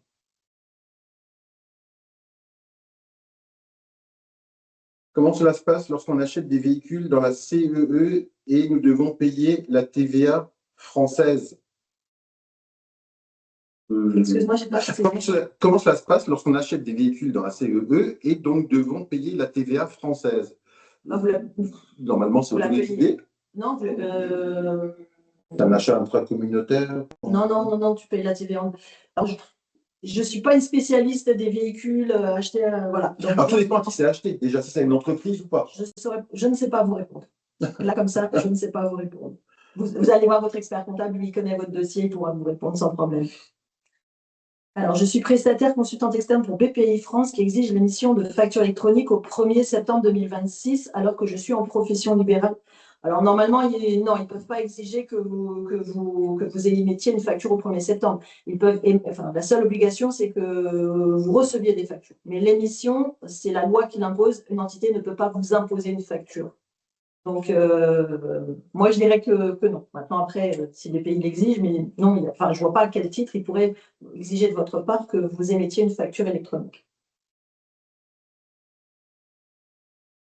Là. Alors là, il y a une infirmière libérale qui paye chaque année son Vidal en privé et le téléphone aussi. Il va falloir, si vous voulez alors une infirmière, vous n'êtes pas soumis à la TVA, donc voilà. Alors, sur le téléphone, la question se pose, c'est qu'aujourd'hui, les abonnements téléphoniques en perso sont beaucoup moins chers que des abonnements pro. Et vous avez certaines entreprises qui décident de se dire, bon, ben voilà, je préfère payer 20 € de TTC en perso que payer 40 € hors taxe et récupérer la TVA sur les 40 € parce que c'est un compte pro. Donc, c'est un choix d'entreprise. Mais si vous restez sur un abonnement perso, vous ne pourrez pas récupérer la TVA. Et peut-être qu'il vous coûtera moins cher, même TTC. Alors voilà, très bonne question. Si on vous envoie des factures, est-ce que c'est vous qui vous chargez du e-reporting de paiement? Le e-reporting de paiement se fait toujours par le vendeur. C'est lui qui dit « ça y est, j'ai été payé ». C'est comme ça que ça va se passer sur les plateformes. Alors, un particulier qui facture une location immobilière sans TVA à une société, est-il concerné par la réforme? Bonne question. Alors, j'aurais tendance à dire que non, puisque vous êtes un particulier. Qui facture une location, mais quoi comme location? Si ce n'est pas soumis à TVA, ça doit être un local professionnel, mais sans TVA, ou une location d'habitation. Alors, si c'est une location d'habitation, non, ça c'est sûr. Mais j'aurais tendance à dire que non, vous n'êtes pas concerné. Voilà. Bon, il y avait des questions qui étaient nouveaux sur les recommandations des PA, donc là, pour l'instant, voilà. De toute façon, dès qu'on aura des éléments, on reviendra vers vous pour vous communiquer en fait, le résultat de notre benchmark sur les tarifs qui sont proposés par les PA et également sur les services qui sont proposés. Je crois que monsieur précisait que c'était un local professionnel. Oui, mais même un local professionnel, en fait, vous n'êtes pas assujetti pour moi, vous n'êtes pas assujetti à TVA. Voilà. Je pense qu'on est au bout. En plus, voilà, il est midi. Alors, merci pour votre attention. Merci pour avoir participé à ces webinaires. On espère que les informations qu'on vous a transmises étaient assez claires. C'est toujours, à distance, c'est toujours un peu compliqué. Voilà. Et si vous avez des questions, surtout n'hésitez pas à contacter votre contact habituel au sein de FIBA qui reviendra vers nous si toutefois la question est un peu technique et qui a besoin de précision. Voilà, n'hésitez pas à nous solliciter s'il y a besoin. Merci à vous. Et puis vous allez voir que finalement, ça va bien se passer. Tout le monde voilà, ça va bien se passer. Bon appétit et à bientôt. Au revoir. Merci, au revoir.